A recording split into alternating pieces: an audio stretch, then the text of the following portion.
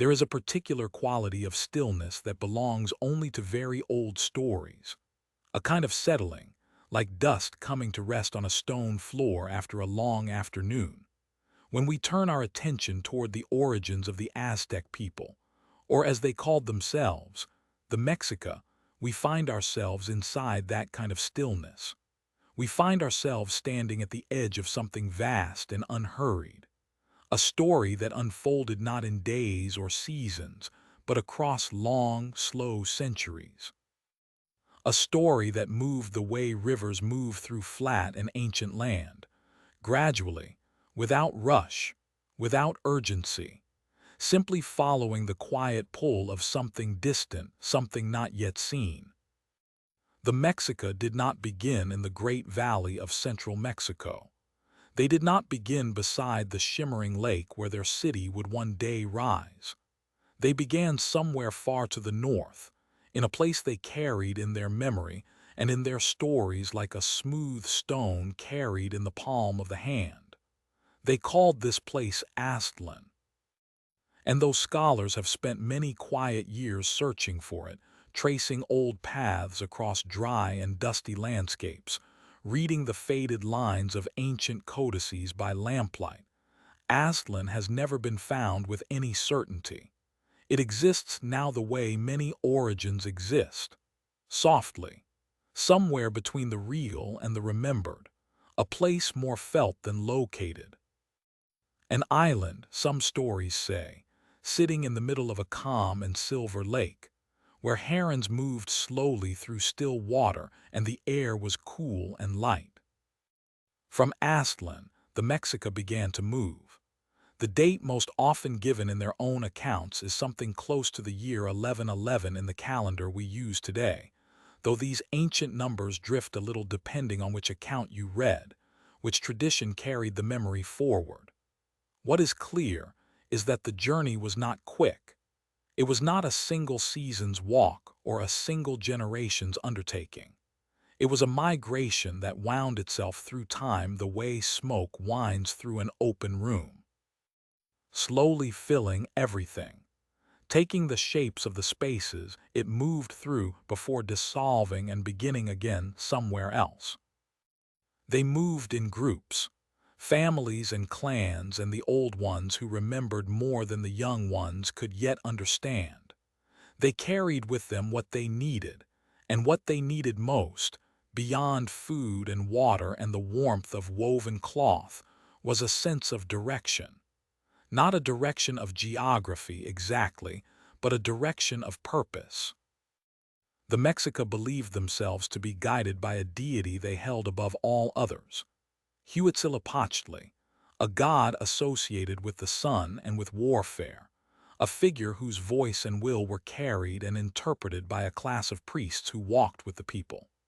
These priests served as the living connection between the ordinary world of walking and resting, and eating, and the deeper, invisible world of divine instruction.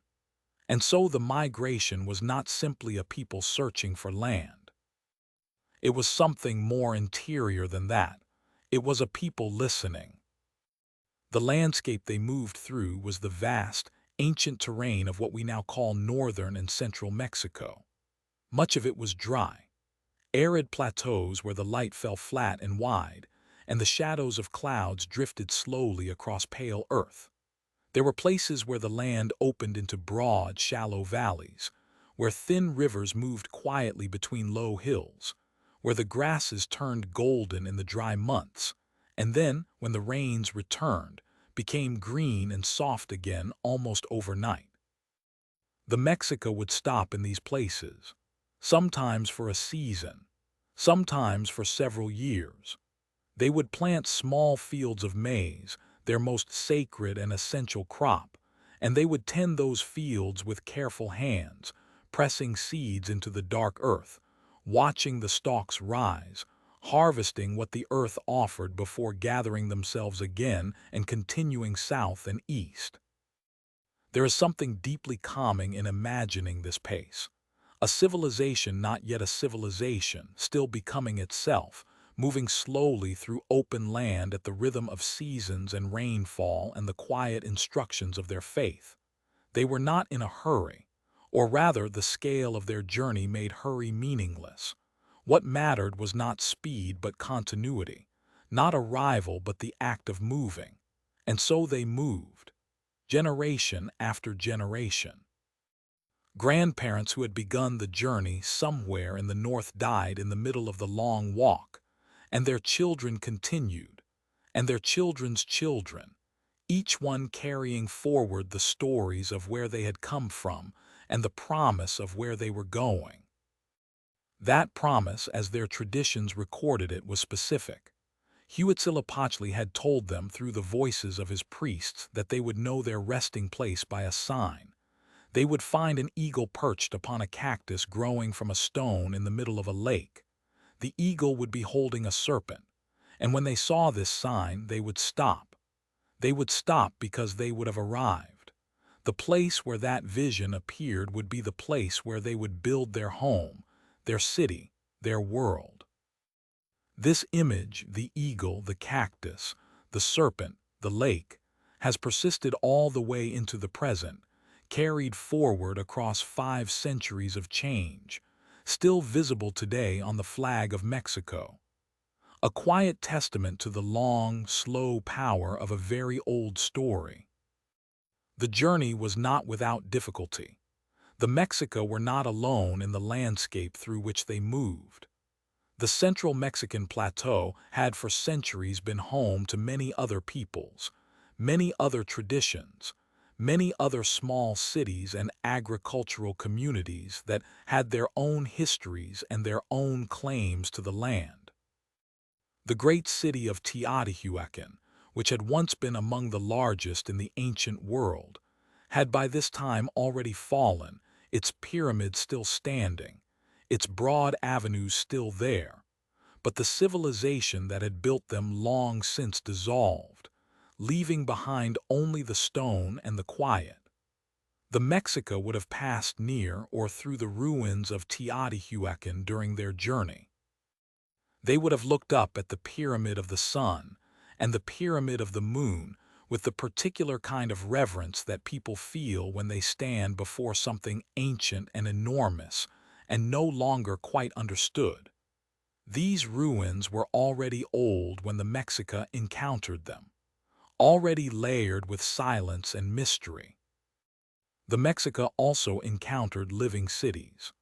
The Toltec tradition, centered at a place called Tula, north of what would become Mexico City, had left a deep impression on the cultural landscape of central Mexico. Though the Toltec city-state was declining or had already declined by the time the Mexica moved through the region, the idea of the Toltec, the notion of Toltec sophistication and artistic mastery, was powerful in the imagination of the peoples of the region. To claim Toltec heritage, or to trace one's traditions to Toltec sources, was to claim a kind of cultural authority. The Mexica were aware of this. They were newcomers in a landscape that had long been inhabited, and they knew it. They were, for a time, regarded by the more established peoples of the valley as rough and uncultured outsiders, arrivals from the northern margins, without the long pedigree of civilization that others could claim. This marginality shaped the Mexica in ways that are interesting to contemplate quietly. There is a particular kind of attention that comes from being on the outside of something, a particular kind of watchfulness. The Mexica observed the sophisticated cultures around them with care. They learned from them. They absorbed elements of religion, of language, of artistic practice, the way dry earth absorbs rainfall gradually and completely. The Nahuatl language they spoke was already related to languages spoken across a wide region of central Mexico, part of a broad family of related tongues. But the Mexica refined and developed their version of it, and Nahuatl would eventually become the dominant language of the empire they built, spoken across an enormous geographic range by millions of people. For a time, the Mexica lived in a condition of subordination to more established powers in the valley. They settled for a while near a place called Chapultepec, the Hill of the Grasshoppers, which still exists today as a great wooded park in the heart of Mexico City, where the trees are old, and the light falls softly through layers of branches, and the sound of wind in leaves is constant and unhurried. But at Chapultepec they were not welcome for long. The established peoples of the valley, particularly the Colhua and the Tepenac, viewed the Mexica with a mixture of wariness and contempt. There were conflicts. There were displacements. The Mexica were driven from Chapultepec and forced to continue looking. They found temporary refuge among the Colhua people, who allowed them to settle in a place called Tizapan, a rocky, difficult landscape that the Colhua perhaps thought would discourage the Mexica or reduce their numbers. But the Mexica did not diminish. They adapted as they always had. They raised crops in difficult soil. They traded. They served as mercenaries for the Colhua, developing a reputation as formidable fighters that would, in time, become one of their most defining characteristics. The relationship with the Colhua also gave the Mexica something they had long wanted, a cultural connection to the Toltec legacy, since the Colhua traced their lineage to Tula. Through intermarriage and political alliance, the Mexica began to absorb that prestige. They were slowly, quietly becoming something more than wanderers. And then, at some point in the early 14th century, the year 1325 is the date most often given, though again these old numbers carry a certain softness, a certain flexibility. The sign appeared. Or so the story goes, and it is a story that carries within it the weight of everything the Mexica had been moving toward for 2 centuries of slow migration. On a small island in the middle of Lake Texcoco, in the broad, shallow basin of the Valley of Mexico, the priests and the people saw what they had been told to look for: the eagle on the cactus, the serpent in its talons, the stone rising from the water, the lake glittering around it in the afternoon light. Lake Texcoco itself is worth pausing to imagine, because it is so completely unlike anything that exists in that place today. The Valley of Mexico, the high basin surrounded on all sides by mountains and volcanoes, sitting more than 2,000 meters above the sea, contained in those centuries not a single vast lake, but a system of interconnected lakes, shallow and broad, changing with the seasons, home to enormous populations of water birds and fish and aquatic plants. The lakes were fed by springs and rivers and the rainfall that collected in the enclosed valley. They were warm in some places and cool in others. They supported dense concentrations of life: herons and egrets standing motionless in the shallows, ducks moving in slow spirals across open water, fish rising to the surface in the early morning light. The whole valley was a kind of watery meadow, the mountains rising on all sides, the volcanoes, Popocatépetl and Iztaccíhuatl, visible in the distance, their peaks white with snow even in summer, floating above the haze like something imagined rather than real. This was the landscape the Mexica claimed. Not the most obviously desirable land in the valley, the islands in the lake were, as noted, not places where the more established peoples had chosen to settle. But the Mexica had learned to see possibility where others saw limitation. The lake, to them, was not an obstacle but a foundation. They would build on water. They would make the water work for them. And in doing so, they would create one of the most remarkable cities the ancient world ever produced. But all of that lay ahead. In the beginning, the island was simply an island, small, quiet, surrounded by the soft sound of water and the calling of birds. The people who arrived there were tired from a long journey. They had walked through many landscapes and many seasons and many years. They had been driven away from places they had tried to settle. They had suffered cold and hunger and the particular loneliness of those who do not yet belong anywhere. And now, standing in the shallow water of a lake at the center of a mountain-ringed valley, they looked at a rocky island and saw not what it was, but what it might become. That capacity to look at something modest and quiet and see within it the seed of something much larger is perhaps the most defining quality of the Mexico story. They had been forming it through all those generations of walking. They had learned patience the way only very long journeys teach patience. They had learned to wait, to listen, to continue without certainty. And now, on this island in this lake at the center of this valley, they stopped. They stopped because they had arrived. And from that arrival, from that small, quiet, rocky stopping place, everything that followed would grow slowly outward, the way rings grow outward from a stone dropped into still water, spreading in all directions, reaching toward the far edges of the lake and beyond. The Mexica named their island settlement Tenochtitlan. It was a name drawn from their language and their stories, meaning something close to the place of the prickly pear cactus on a rock, a name that remembered the founding vision, that kept the story of the eagle and the serpent alive in the very word they used for their home. In the beginning, Tenochtitlan was not impressive by any measure that the other peoples of the valley would have recognized. It was a collection of simple reed structures on a small island, inhabited by a people who had nothing yet except their faith and their stubbornness and their long habit of continuing. There were no pyramids, no palaces, no great markets or wide avenues. There was only the lake and the island and the birds, and the light moving slowly across the water as the sun made its daily journey from east to west. But the Mexica were patient.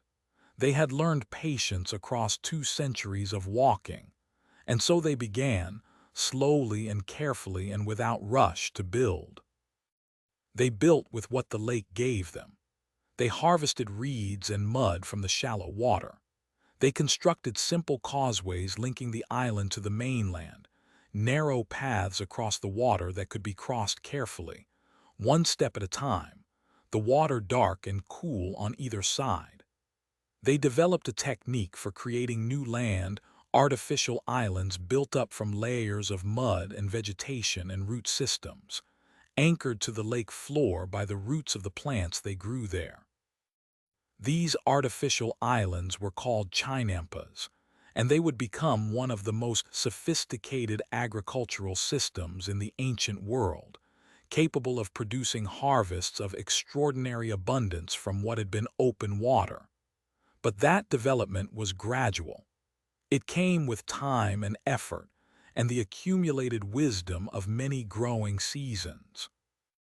In those earliest years, the Mexica also began to establish the religious and political structures that would hold their growing community together. They built a temple to Huitzilopochtli, modest at first, made of perishable materials, but marking the center of the island and the center of their world. Around this temple, the city would eventually grow, and the temple itself would be rebuilt and enlarged and elaborated many times over the following generations, each new version larger and more elaborate than the last, rising higher above the lake, visible from ever greater distances, a point of orientation and meaning in the broad, flat landscape of the valley. The political organization of the early Mexica community is another thing that developed gradually and with care. For a time, the Mexica were still subject to the authority of the Tepic people, who controlled much of the western shore of the lake. They paid tribute. They sent warriors to fight in Tepic campaigns. They existed still, in that condition of marginality they had known for much of their migration, newcomers proving their worth in a landscape where others had prior claims. but they were learning. Every year of service, every tribute paid, every alliance made added to their understanding of how power worked in this landscape, and how it might, in time, be acquired. All of this learning would eventually accumulate into something vast, but that is a story for another chapter, unfolding slowly, the way all the best and oldest stories unfold. For now, it is enough to rest with this image: a small island on a broad, still lake, reed houses in the early morning light, the sound of water against the edges of new-made land, the smell of maize cooking slowly over a low fire, the distant call of a heron somewhere out in the reeds. A people who had walked for 2 centuries, who had slept under open skies and beside cold rivers and in the shelter of dry hills, finally sleeping on the ground they had been promised, quietly, unhurried, at rest at last in the middle of the water. The long walk was over. The long building was about to begin. But not yet. Not tonight. Tonight there is only the island and the lake and the soft, fading light of an afternoon in the high valley of Mexico, a very long time ago. There is something particular about the light in high places. In the Valley of Mexico, sitting more than 2,000 meters above the level of the sea, the light has a quality that lowland places do not possess. It is cleaner, somehow, thinner. It falls on surfaces with a directness that makes colors appear more saturated, more present, as though the world has been rinsed overnight and left to dry in the cool morning air. In the early hours, before the sun has fully cleared the mountains to the east, the lake catches whatever light exists and holds it in a soft, diffuse glow, the water neither quite silver nor quite gray but something between the two, something without a simple name. The volcanoes to the southeast, Popocatépetl, perpetually exhaling a faint thread of smoke, and Iztaccíhuatl, long and still as a sleeping figure, are dark shapes against a sky that is just beginning to consider becoming blue. This is how the mornings came to Tenochtitlan, slowly, without announcement, the darkness thinning rather than ending, the world assembling itself from outlines and suggestions before committing to full presence. By the time the Mexico City had grown into the great metropolis it would eventually become, by the late 15th century, by the decades just before the European arrival, Tenochtitlan was home to somewhere between 200,000 and 300,000 people, depending on which estimates one follows. It was, by any measure of its time, an enormous city. Larger than London was at that same moment, larger than most of the cities of Europe. A place of such scale and complexity and order that the Spanish soldiers who first walked its causeways and entered its markets would spend years afterwards trying to find words adequate to describe what they had seen. They reached for comparisons Venice, because of the canals, Seville, because of the market size, but the comparisons never quite held. Tenochtitlan was not like anywhere else. It had grown out of its own particular conditions, shaped by water and altitude and 2 centuries of accumulated Mexico intention, and it looked and felt and sounded like nothing the European world had yet imagined. But let us not begin with the grand and the overwhelming. Let us begin, instead, with the small and the daily. Let us begin with a morning. The lake in the early morning is already busy, though busy is perhaps too sharp a word for what is happening. Active, perhaps, quietly alive. Canoes move across the water in the gray light before full sunrise, their paddlers working with the unhurried efficiency of people who have made this journey many hundreds of times before. Some canoes carry loads of vegetables from the chinampas, the artificial garden islands that extend outward from the city's edges into the shallow lake, their raised beds a deep, dark brown against the surrounding water, planted thickly with maize and squash and chili peppers and tomatoes and amaranth, and dozens of other crops that grow in layered abundance in the rich lacustrine soil.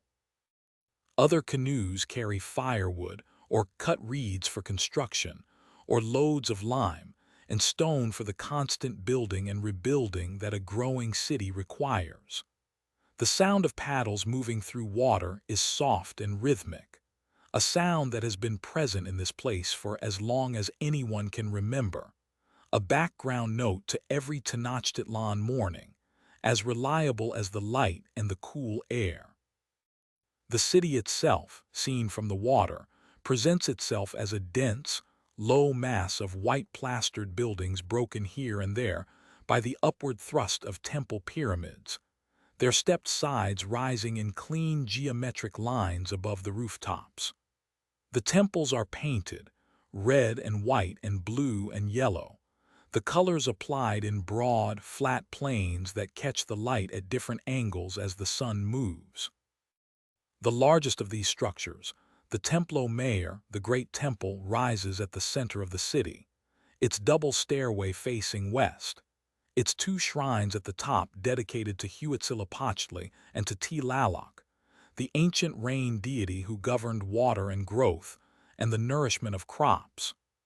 The Templo Mayor has been rebuilt many times, each new structure encasing the previous one like the layers of an onion, growing taller and broader with each successive ruler's tenure. By the height of Aztec power, it dominates the city's skyline with a quiet authority, the way mountains dominate the horizon, not aggressively, but simply by being undeniably present.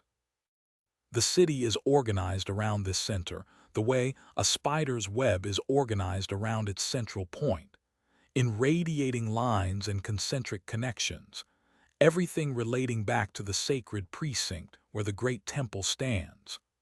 4 broad causeways lead out from the island to the mainland of the lake's shore, one in each of the cardinal directions, carrying the constant flow of people and goods that a city of this size requires.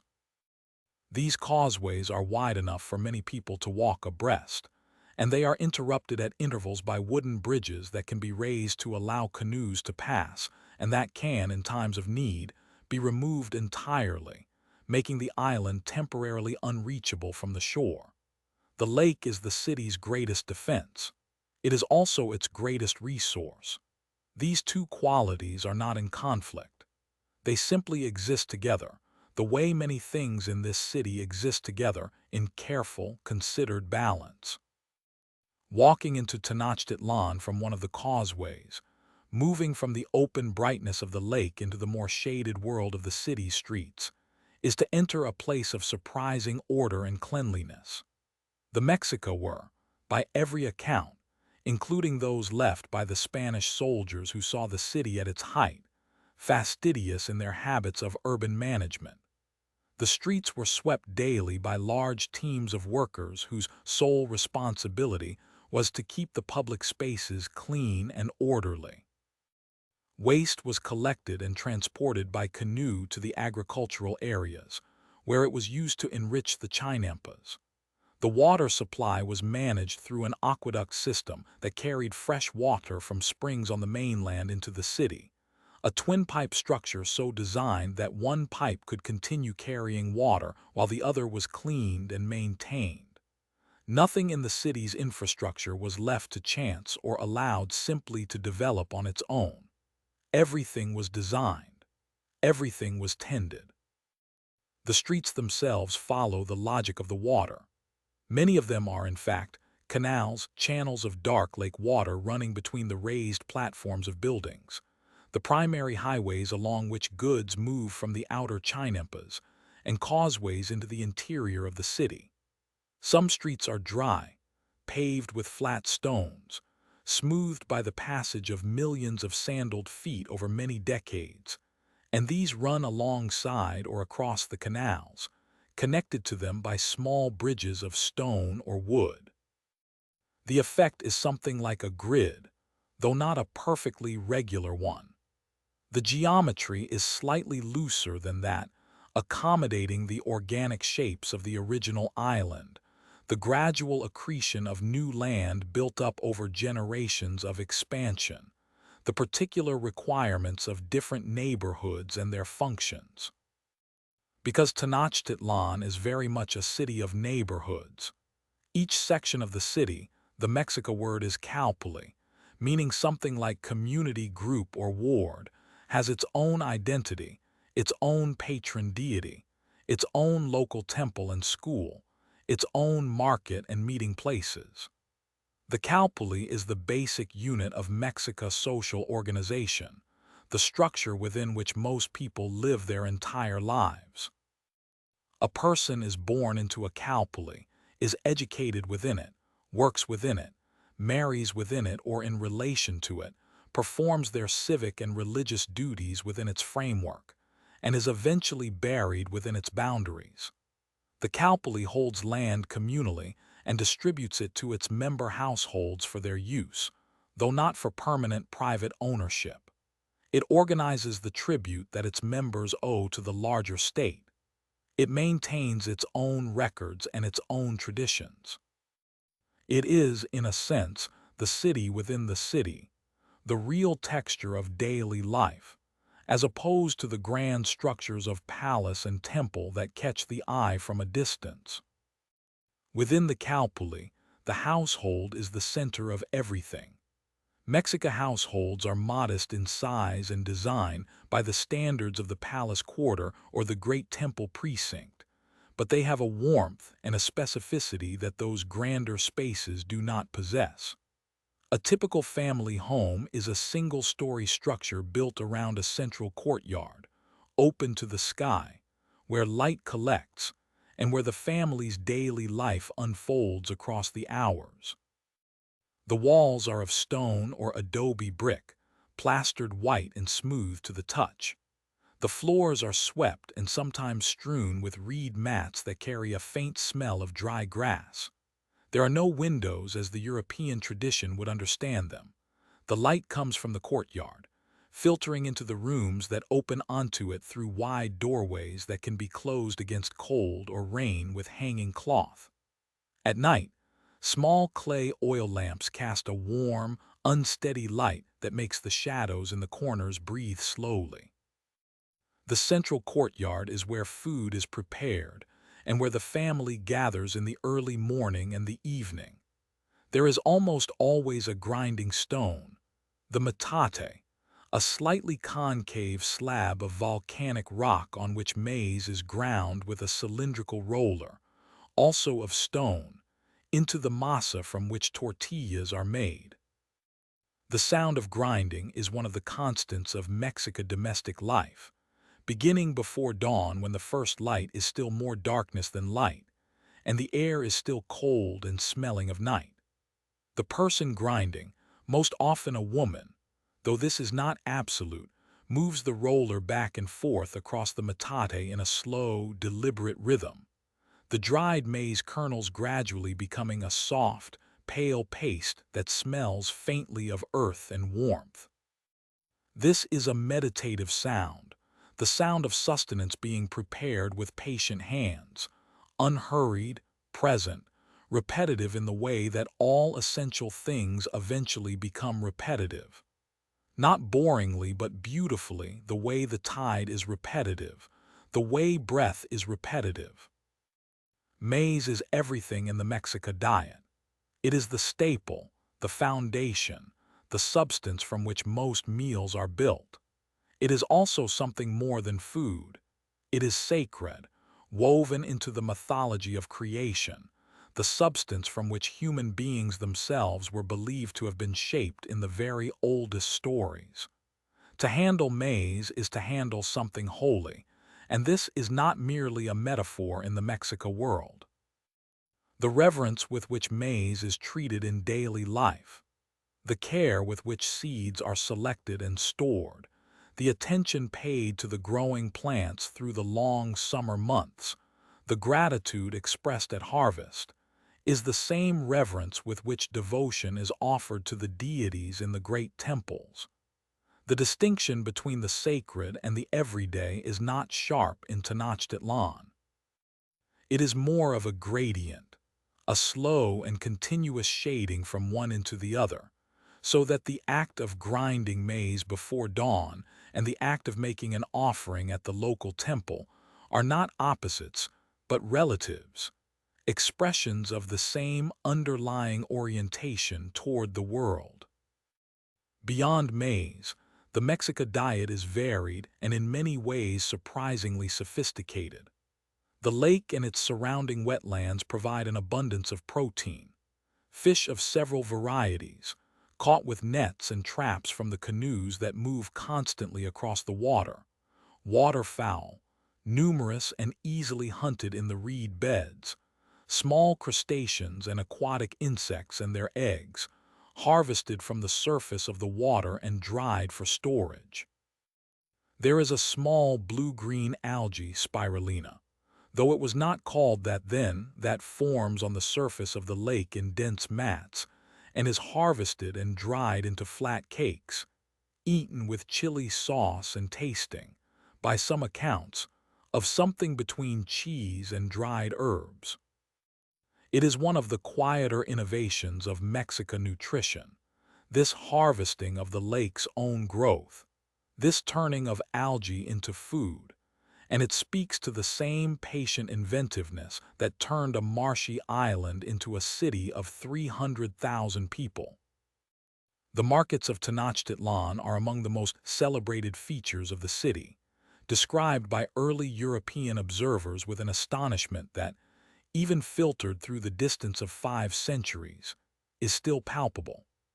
The largest market is not in Tenochtitlan proper, but in the neighboring city of Tlatlauco, which occupies the northern portion of the same island as Tenochtitlan, and which was, for a period of its history, a separate political entity before being absorbed into the Mexica state. The Tlatlauco market, the Tianguis, is held every 5 days according to the Mexica calendar, and on market days it draws tens of thousands of people from the city and from the surrounding regions of the valley and beyond. It is organized with care. Different sections of the market dedicated to different categories of goods, everything in its designated place. The whole vast commercial enterprise overseen by a body of market judges who move through the crowds, resolving disputes and ensuring that measures and weights are fair. Walking through this market, imagining it slowly, as though we were there, is an experience of accumulated sensory detail that is almost overwhelming in its richness, and yet which has about it a certain settled ordinariness, as though this abundance is simply the normal condition of things, not exceptional but expected. There are stalls of cotton cloth and cloth woven from maguey fiber, the textiles folded in neat piles or hung to display their patterns and colors, deep reds from cochineal dye, rich blues and purples from other plant sources, complex geometric patterns in black and white. There are goldworkers and featherworkers and jewelers with their small, precise objects laid out on cloth, jade beads of deepest green, turquoise in flat mosaic pieces, obsidian blades so sharp that the light barely touches their edges. There are merchants selling cacao beans, which serve in the Mexico world as both a luxury food and as a form of currency, carried in standardized quantities in cloth bags, their faint chocolate smell drifting through the surrounding air. There is food everywhere in the market, being prepared and consumed as part of the commerce of the day. Tamales steaming in their corn husk wrappings over low fires, the corn masa fragrant with chili and filled with bean paste or meat. Tortillas cooked on flat clay griddles, the edges just beginning to brown and lift. Cups of chocolate, zacatl, prepared with water and ground cacao and various spices, and sometimes a small amount of vanilla, served at the temperature of the morning air, which is cool enough at this altitude that the drink carries a faint steam. The chocolate of the Mexica is not sweet in the way that later European preparations would make it. It is complex and slightly bitter and deeply flavored, and drinking it slowly in the cool market air, surrounded by the low murmur of commerce and the distant sound of water, is an experience of quiet pleasure. Education in Tenochtitlan is another aspect of Mexica life that deserves slow consideration, because it represents something that was, for its time and place, remarkable. The Mexica maintained a system of compulsory education for children of all social classes, boys and girls. The children of nobles and the children of commoners alike were expected to attend school. This was not universal everywhere in the ancient world. The schools themselves came in two primary varieties.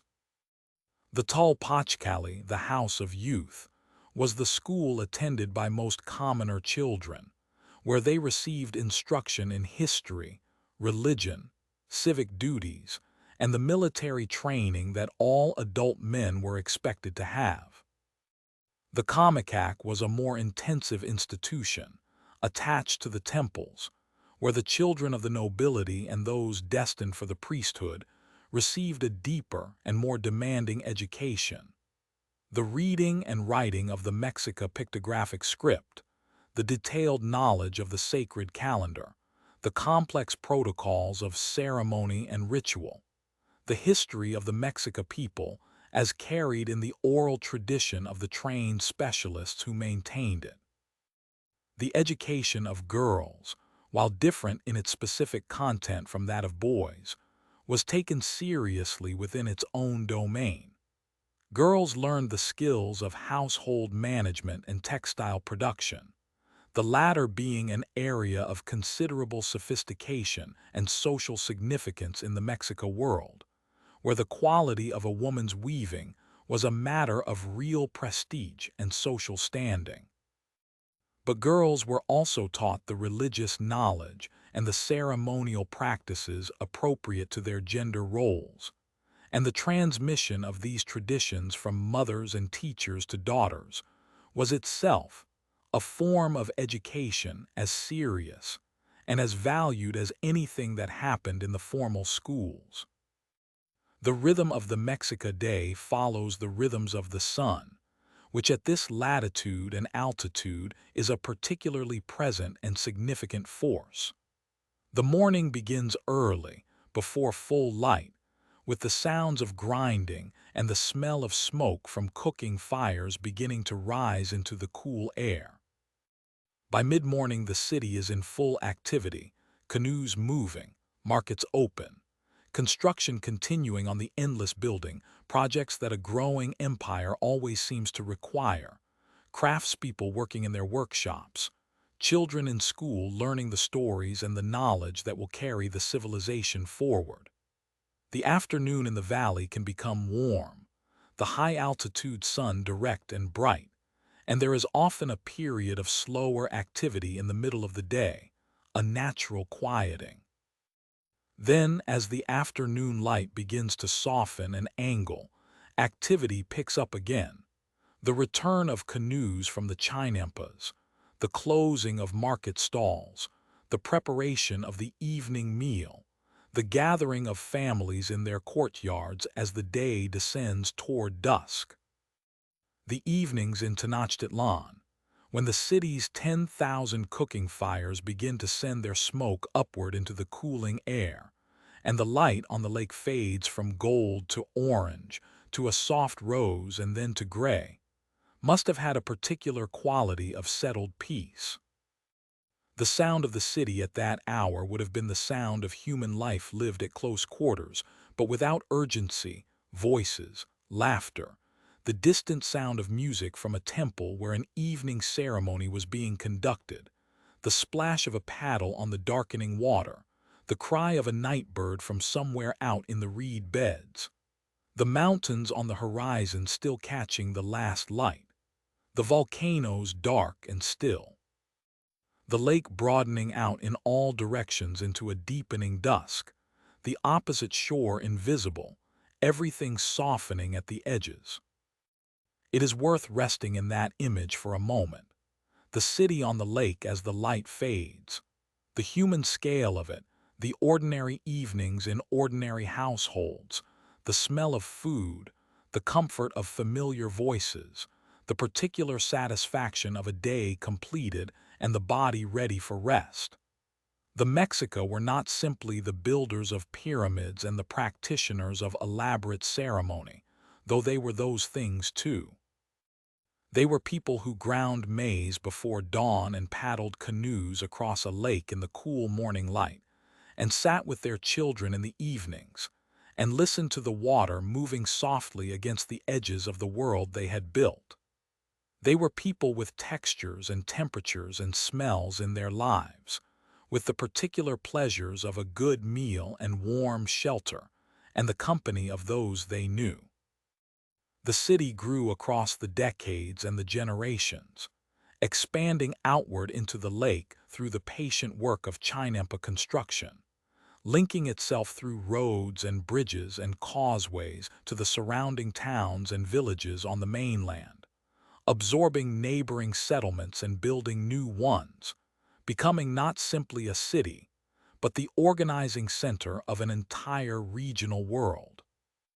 The population of the Valley of Mexico in the early 16th century, the combined population of Tenochtitlan and its twin city Tlatlauco, and the dozens of other towns and villages around the lake, may have been as high as 1 million people. 1 million people living in and around a lake, sustained by the extraordinary productivity of Chinampa agriculture and the sophisticated trade networks that the Mexica had built, fed and clothed and sheltered by systems of remarkable ingenuity and care.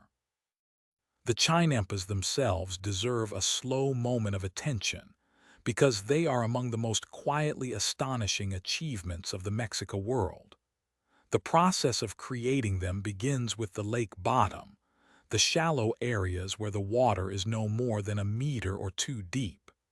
Into this shallow water, large stakes of wood are driven into the mud, defining the boundaries of the plot to be created. Then layer upon layer of organic material is built up within these boundaries. Cut reeds and aquatic plants and mud dredged from the lake floor, each layer compressing and settling before the next is added, the whole mass slowly rising until it reaches the surface of the water and then above it, becoming a raised bed of extraordinarily fertile soil, dark and rich, and always moist from the surrounding water. Willow trees are planted at the edges of the Chinampas to hold the soil in place with their roots, and these willows, over time, grow into the boundary markers of the garden, their trailing branches dipping into the water, their presence making the agricultural islands look, from a distance, like something that grew there naturally rather than something carefully made. On these gardens, the Mexica farmers grew their crops in a cycle of continuous production. Because the Chinampas are essentially surrounded by water, they do not suffer from drought in the way that dry land farming does. The soil can be constantly enriched with the organic sediment of the lake, scooped up from the canals between the garden plots and spread across the growing surfaces.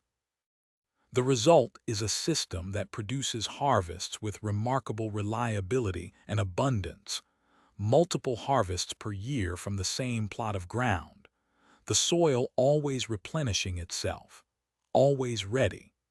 It is one of the most productive agricultural systems ever devised in the ancient world, and it represents the culmination of everything the Mexica had learned about working with the resources the lake provided rather than against them. The canal systems between the Chinampas are also significant. They are the roads of this agricultural landscape, the pathways along which canoes move with their loads of produce toward the city's markets. Early in the morning, these canals are active with movement. the canoes sitting low in the water with their cargoes, the farmers paddling with the slow, practiced ease of people who have been doing this all their lives. The sound in the Chinampa fields at that hour is a layered thing. The dip and pull of paddles, the occasional call of a bird in the willows, the rustle of the maize plants in whatever small breeze has found its way across the water, the distant sounds of the city beginning its day. The smell is of wet earth and green growing things, and the particular clean scent of lake water in the morning, cool and faintly mineral. All of this, the markets and the schools and the canals and the gardens and the households with their grinding stones and their courtyard fires, was the daily texture of Tenochtitlan. It was a city of extraordinary order and productivity, built not by accident or by the force of some single grand design, but by the accumulated decisions and efforts and ingenuities of many generations of people who had learned, over the long, slow years of their migration and their early settlement, to work with patience and care. They had started with an island and a promise, and they had built from it a world. Not quickly, not all at once, but steadily, the way water shapes stone. Grain by grain, year by year, the city rising slowly from the lake, growing layer upon layer, the way the Chinampas grew, with patience, with intention, with the particular confidence of people who have learned that the most lasting things are built without haste. In the fading light of a late afternoon, looking out across the lake from the causeway that leads westward toward the mainland, the city behind you and the open water ahead, the mountains gathering shadows on their slopes and the air beginning to carry the coolness that always comes with the evening in the high valley. In that moment, Tenochtitlan simply exists, vast and quiet and ordered, floating on its lake, held in place by its causeways and its roots and the long memory of the people who built it. The water catches the last light and holds it softly, the way all water holds light, briefly, incompletely, with a kind of gentle impermanence that is not sad but simply true. The city breathes. The evening comes. The fires begin to glow in the courtyards. Somewhere on the lake, a single canoe moves slowly toward home. There is a particular kind of darkness that exists only in the hours before dawn, when the night has reached its deepest point, and the first suggestion of morning is still a long way off. It is a darkness that feels ancient, that carries within it a quality of waiting, as though the world is holding itself very still, attending to something. In Tenochtitlan, in the centuries of the Aztec world, this darkness was not empty. It was full of meaning. The hours before dawn were hours of ceremony, of prayer, of the careful and attentive work of priests who understood the darkness not as an absence of light, but as a presence in its own right, a part of the great turning of things that required acknowledgement and tending, the way a fire requires tending, the way a garden requires tending, not because it will otherwise disappear entirely, but because the relationship between the tender and the tended is itself essential, itself a form of meaning. To understand the religious world of the Mexica is to step into a way of thinking about time and existence that is genuinely different from the frameworks most familiar to the modern world, and yet which has, once you allow yourself to settle into its logic, a kind of internal coherence and beauty that is deeply restful to contemplate. It is a world in which nothing is accidental, in which every day has a specific character, a specific set of influences and associations and potential meanings, in which the sky is not a background but a text, written in the movements of stars and planets and the slow arc of the sun, and in which the work of reading that text is among the most important and demanding forms of human activity. The Mexica did not simply live in time. They attended to it. They tracked it, named it, mapped it with extraordinary care, and understood themselves to be participants in its unfolding rather than simply its passengers. The Mexica kept two interlocking calendars, and the relationship between these two systems is one of the more quietly fascinating aspects of their civilization, a subject that can be contemplated slowly and at length without ever quite exhausting its interest. The first calendar is the tonal Pohuali, which translates approximately as the count of days. It is a cycle of 260 days, formed by the combination of 20 named day signs with 13 numbers, cycling through all possible combinations before returning to its starting point. The 20-day signs each have their own character and associations: crocodile, wind, house, lizard, serpent, death, deer, rabbit, water, dog, monkey, grass, reed, ocelot, eagle, vulture, movement, flint, rain, flower, names that carry within them entire worlds of symbolic meaning, connected to deities and colors and directions and qualities of fortune or difficulty. Each of the 13 numbers similarly carries associations. The combination of a particular number and a particular day sign produces a specific day with a specific character, and that character influences everything that happens on that day.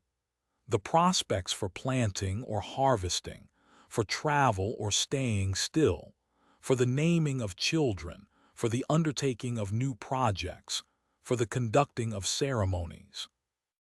The tonal Pohuali was maintained and interpreted by a class of specialists, the tonal Pauk, the day keepers, who spent years learning the intricate correspondences of the system and who were consulted at every significant moment in an individual's life.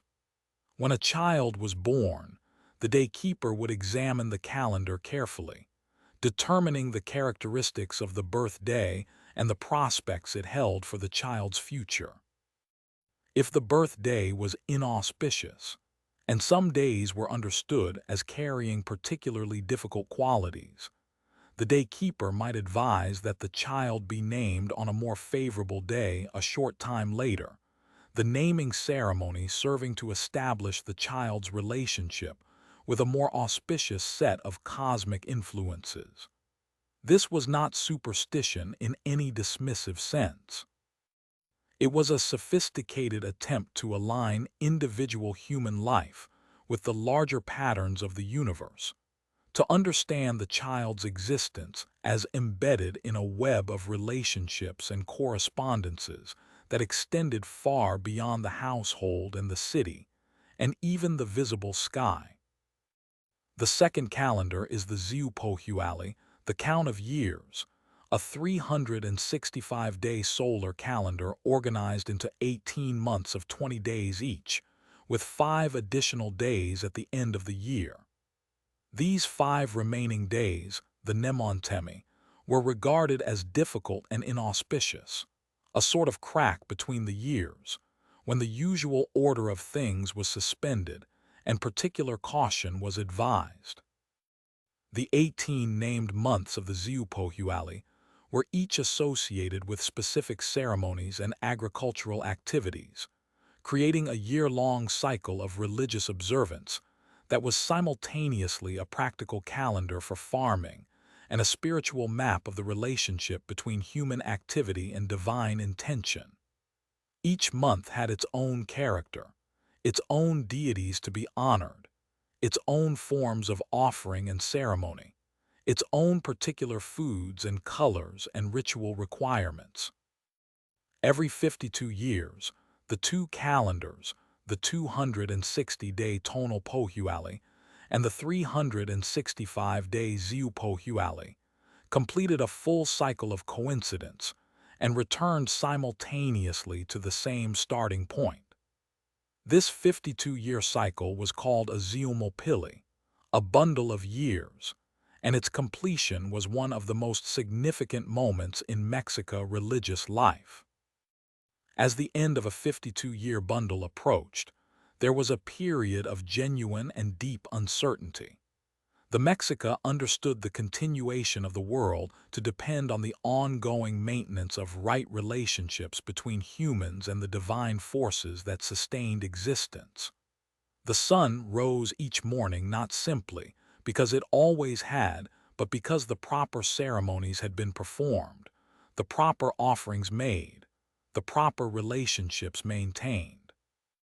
As the bundle of years came to its close, there was a real and felt possibility, not merely symbolic but cosmologically genuine, that the sun might not rise again, that the cycle might end, that the world which had ended before and been remade before might end again. On the last night of the 52-year cycle, all fires in the city and in the surrounding communities were extinguished. Every hearth went cold. Every lamp was put out. The entire inhabited world of the Mexica went dark, waiting. Priests processed in the darkness to a hilltop near the city, the Hill of the Star, and there, at midnight, they watched the sky. They watched for the star cluster known as the Pleiades to reach the zenith, the highest point of the sky directly overhead. If the Pleiades crossed the zenith without incident, if the sky did not simply end, if the stars continued their ancient movement, it meant that the world would continue, that the sun would rise again, that the new bundle of years could begin. When the sign came, when the moment of passage was confirmed, the priests kindled a new fire using the friction of a wooden drill on a board, drawing flame from the darkness through patient effort, coaxing the world back into light. The new fire was lit on the chest of a sacrificial victim, the body serving as the hearth for the world's rekindling, the human and the cosmic fused in that single moment of flame. Runners then carried the new fire outward from the Hill of the Star in all directions, moving through the darkness with their torches toward every village and neighborhood, relighting the hearths that had been extinguished, restoring warmth and light to the world that had, for a few hours, held its breath in the deepest dark.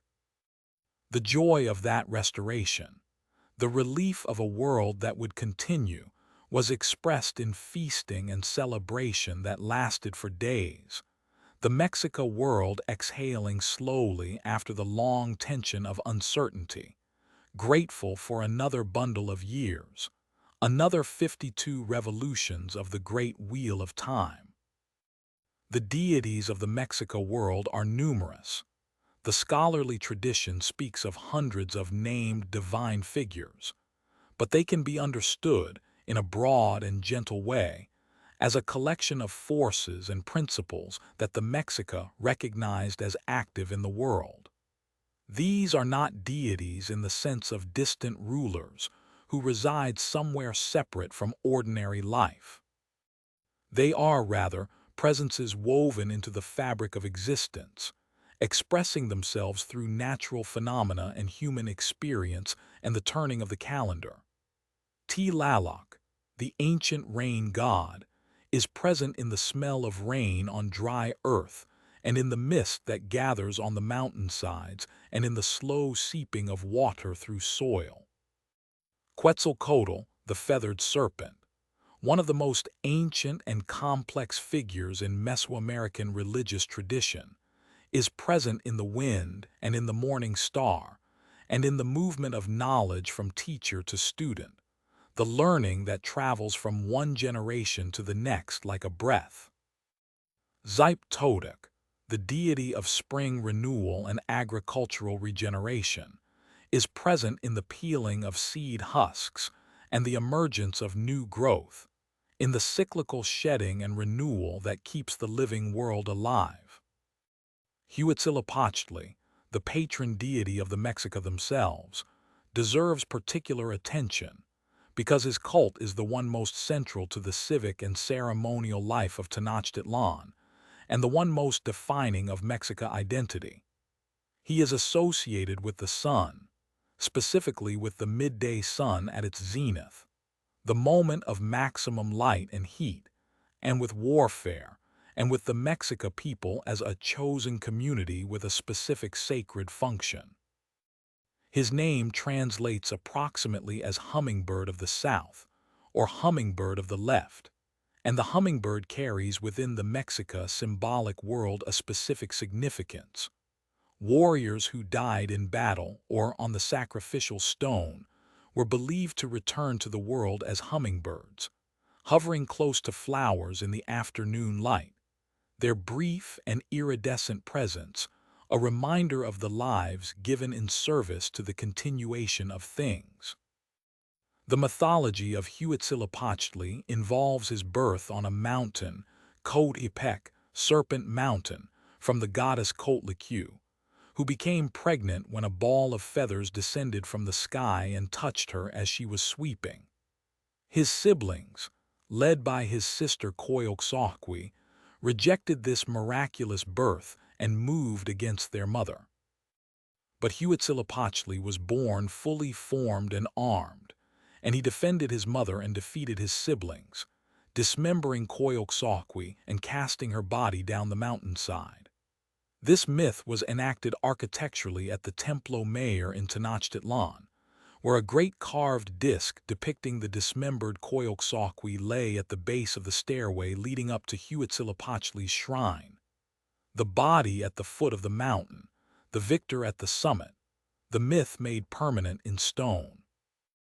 Each time sacrificial victims were brought up the stairway, and after the ceremony, their bodies descended it, the foundational myth was being reenacted, the original moment repeated, the story kept alive through ritual performance. The question of human sacrifice in the Aztec world is one that requires thoughtful and careful attention, not avoidance and not sensationalism, but a slow and honest contemplation of what it was and what it meant within the context of Mexica belief. Human sacrifice was real. It was practiced. It was central to the ceremonial life of the Aztec state, particularly in relation to the sustaining of the sun and the maintenance of the cosmic order. The Mexica understood the sun to require nourishment, specifically the energy contained in human blood and hearts, the most vital substances of the most vital beings, in order to continue its daily journey across the sky. Without this nourishment, the sun would weaken and eventually fail, and the world would end in darkness. The offering of human lives was therefore not cruelty for its own sake, but a form of what the Mexica understood as cosmic obligation, a fulfillment of the debt that humans owed to the divine forces that sustained their existence. This does not make the practice comfortable to contemplate from a modern perspective, and it is not offered as a justification. It is simply the framework within which it existed, the logic that gave it meaning in the world where it occurred. The Mexica did not experience these ceremonies as we might imagine experiencing them from the outside. They experienced them as acts of profound seriousness and sacred responsibility, conducted by trained specialists in carefully prescribed ways at carefully prescribed times, within a ceremonial context that transformed the act from mere killing into cosmic service. The victims, most often captives taken in warfare, which gave Mexico warfare itself a specifically ceremonial purpose, were understood to be transformed by the ceremony, not simply ended.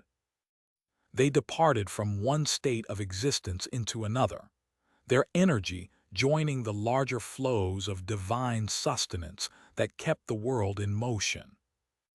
The ceremony itself was conducted at the summit of the Templo Mayor, above the city, above the lake, in the open air. The priests wore the colors and regalia of the specific ceremony being performed. Each of the 18 months of the year had its own ceremonial requirements, its own specific forms and offerings.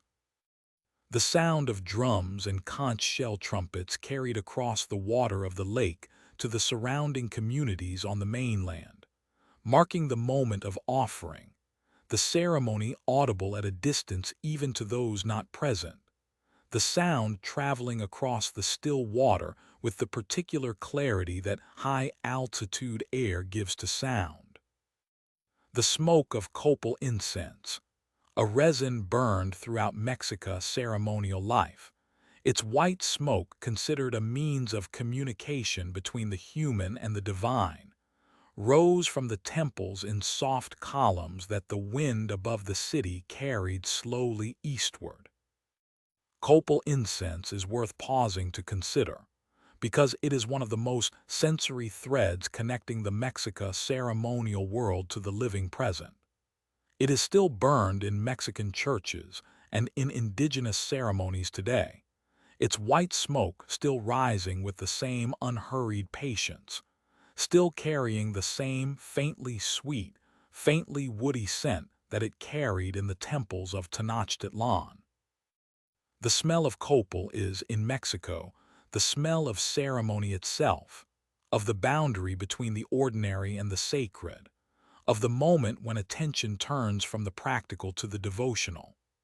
To smell it is to be, briefly, in the presence of something very old, something that has been doing what it does, rising slowly upward in thin white columns, carrying whatever prayers are placed within it, for a very long time.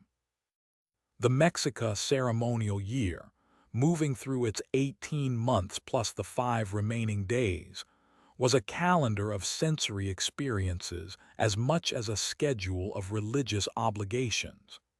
Each month had not only its specific ceremonies, but its specific smells and sounds and colors.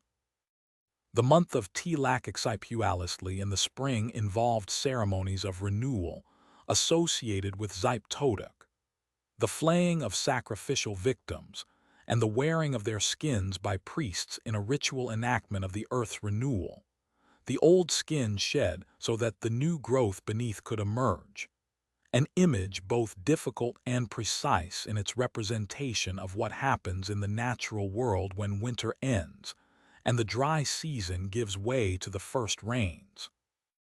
The month of Ochpanisli in the autumn involved sweeping, the great ceremonial cleaning of temples and public spaces, the removal of the old to make way for the new, the act of sweeping elevated from domestic chore to cosmic maintenance, the broom and the ritual equivalent in significance.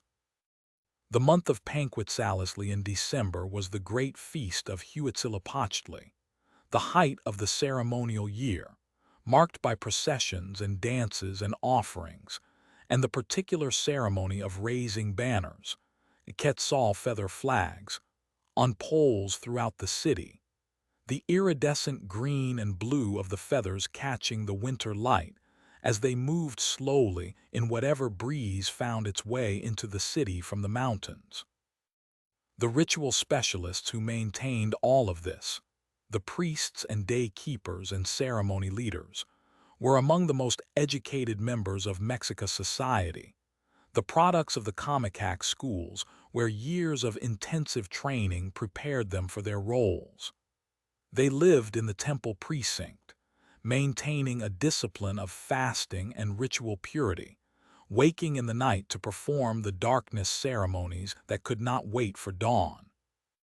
Their hair grew long and was sometimes painted black, or was allowed to accumulate the copal smoke of countless ceremonies, until it had a particular texture and smell of its own, dark and ancient. They were, in the Mexica world, the technicians of the cosmos, the people whose knowledge and discipline and sustained attention kept the machinery of the universe running. A city of 300,000 people depended on them, though most of those people would never have understood the full depth and complexity of what the priests maintained on their behalf. Beyond the formal ceremonial world, the Mexica engaged with the sacred in the small and daily textures of ordinary life in ways that were natural and unremarkable, so woven into the fabric of existence that they required no special attention, only habitual acknowledgement. Small household shrines in the corners of courtyards held simple figures of clay, representations of household deities, of protective forces, of ancestors. Food was offered to these figures before the family ate, small portions set aside as a matter of course, the acknowledgement of the divine woven into the practical act of feeding oneself and one's family. At crossroads, the liminal places where paths meet, always considered significant in the Mexico world, as in many others, small offerings of flowers or copal or food might be left as a matter of ordinary passage, the traveler acknowledging the powers of the threshold before moving through it. The dead were present in this world as well, not as distant or inaccessible figures, but as beings who had passed into a different region of existence, and who could, at certain moments in the ceremonial calendar, return briefly to the world they had left. The Mexica belief about the afterlife was not a single straightforward doctrine, but a complex and varied set of understandings, with the destination of the dead determined not by the moral quality of their lives, but by the manner of their death. Those who died in battle, in sacrifice, or in childbirth, all of which were understood as forms of sacred service, had the most honored destinations. Warriors who died in battle or sacrifice accompanied the sun on its morning journey from dawn to midday, while women who died in childbirth accompanied the sun on its afternoon journey from midday to dusk. Those who drowned or died of diseases associated with water went to the paradise of Tlaloc, called Tlalocan, a place of perpetual green abundance where rain and growth were constant. Most others descended to Mictlan, the nine-leveled underworld, a journey that took 4 years to complete and which required the assistance of the dogs buried with the dead to help them cross the difficult passages. The Festival of the Dead, Michaelhuitl, was a moment in the ceremonial year when the boundary between the living and the dead was understood to become permeable, when the ancestors could return and be welcomed back into the world of the living for a brief period of reunion. Food and drink were set out for them. Flowers were arranged. The marigold, Sempolxochitl, the flower of 20 petals, was associated with this festival. Its bright orange color and strong, distinctive scent believed to help guide the returning dead back to their households. The scent of marigolds in the cool autumn air, the smell of copal smoke, the smell of food prepared for guests who arrived from somewhere else. These are the sensory signatures of this ancient ceremony, and they persist in Mexico today in the form of the Day of the Dead, which carries within its modern expression the deep structural memory of the Mexica festival from which it partly descends. The sky above Tenochtitlan was a different sky from the sky above most modern cities. There was no electric light to wash it out, no haze of artificial illumination to soften and obscure the stars. At night, the sky above the Valley of Mexico was dark in the way that pre-industrial skies are dark, completely, richly dark, the stars not scattered but packed, the Milky Way a broad, dense river of light arching from horizon to horizon. The Mexica watched this sky with the same patient attention they brought to everything they considered important, and they knew it with a depth of familiarity that comes only from generations of looking. The movements of Venus as the morning star and the evening star were tracked with particular care. Venus had a specific significance in relation to Quetzalcoatl and to cycles of warfare, and the Mexica astronomers could predict its appearances and disappearances with precision. The movements of the Pleiades served as a key reference point in the ceremonial calendar, particularly in relation to the new fire ceremony at the end of each 52-year bundle. The observation of celestial phenomena was embedded in the architecture of the Mexica world. temples were oriented to align with significant astronomical events. The rising and setting of specific stars or constellations at ceremonially important times of year, the position of the sun at the solstices and equinoxes. The Templo Mayor in Tenochtitlan was oriented so that the sun, on the spring equinox, rose precisely between the two shrines at its summit, the shrine of Huitzilopochtli on the south side and the shrine of Tlaloc on the north side. On that morning, the two realms of sky and water, sun and rain, heat and coolness were held in perfect balance, the architecture of the human world aligning itself with the geometry of the cosmos, in a demonstration of the same integrating intelligence that organized the calendar, the farming cycle, the ceremonial year. This is one of the things that is most quietly remarkable about the Mexico world when you allow yourself to rest in its logic, rather than examining it from the outside. Everything was connected. The grinding of maize before dawn, and the movement of the Pleiades across the midnight sky, and the proper conduct of a spring ceremony, and the correct orientation of a temple, and the day sign under which a child was born, and the direction from which the first rains came.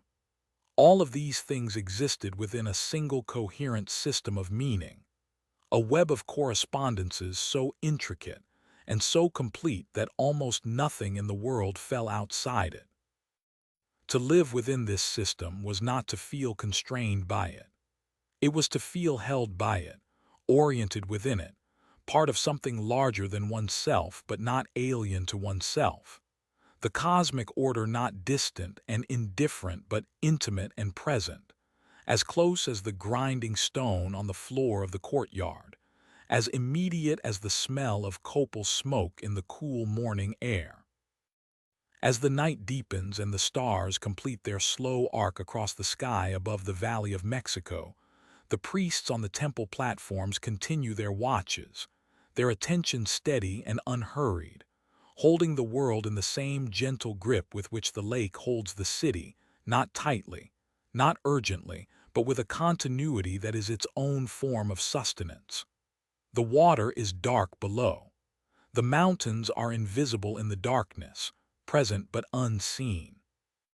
The city sleeps, and above it the sky turns with its ancient and indifferent patience, the stars moving in their long, slow circles, the universe attending to its own vast business, the way it has always done, the way it will continue to do, long after the ceremonies have ended and the temples have gone quiet, and the smoke of copal has dissolved into the high, thin air of the valley. There is great comfort in that vastness, if you allow yourself to feel it, the smallness of any particular moment against the breadth of the sky, the particular night ending and another beginning, the darkness giving way so slowly that the change is perceptible only in retrospect, the stars fading one by one as the east begins its almost imperceptible brightening, a new day assembling itself from darkness, the world, once again, continuing. There is a particular satisfaction in watching someone work slowly with their hands, the way a craftsperson's attention settles into the material before them, the stone or the clay or the thread or the feather, and becomes unhurried, absorbed, present in the work itself rather than thinking ahead to its completion. The hands know what to do. They have done it many times before, guided by years of training and the accumulated knowledge of teachers who learned from their own teachers, the skill traveling from generation to generation, the way water travels through stone, not forcing, not rushing, but finding the path that is already there, deepening it with each passage. This quality of patient, knowing attention is one of the defining textures of Mexican material culture. It is present in every object that survives from that world, in every carved surface and woven cloth and shaped vessel. The Mexica made things with great care. They made things slowly, and what they made carries within it, even now, even across 5 centuries of distance, the particular warmth of sustained human attention. The arts of the Mexica world were not separate from the sacred, or from the practical, or from the political. They were woven through all of these dimensions simultaneously, in the way that all truly integrated cultures weave their aesthetic life into the rest of existence, rather than setting it apart in a dedicated space called art. A ceramic vessel for holding water was also a surface for imagery that carried cosmological meaning. A cotton garment was also a statement of social position and a demonstration of the weaver's mastery. A carved stone monument was also a historical record, a ceremonial object, a political declaration, and an act of devotion, all at once. The categories that the modern world uses to separate things, art from craft, sacred from secular, decorative from functional, did not operate in the same way in the Mexica world.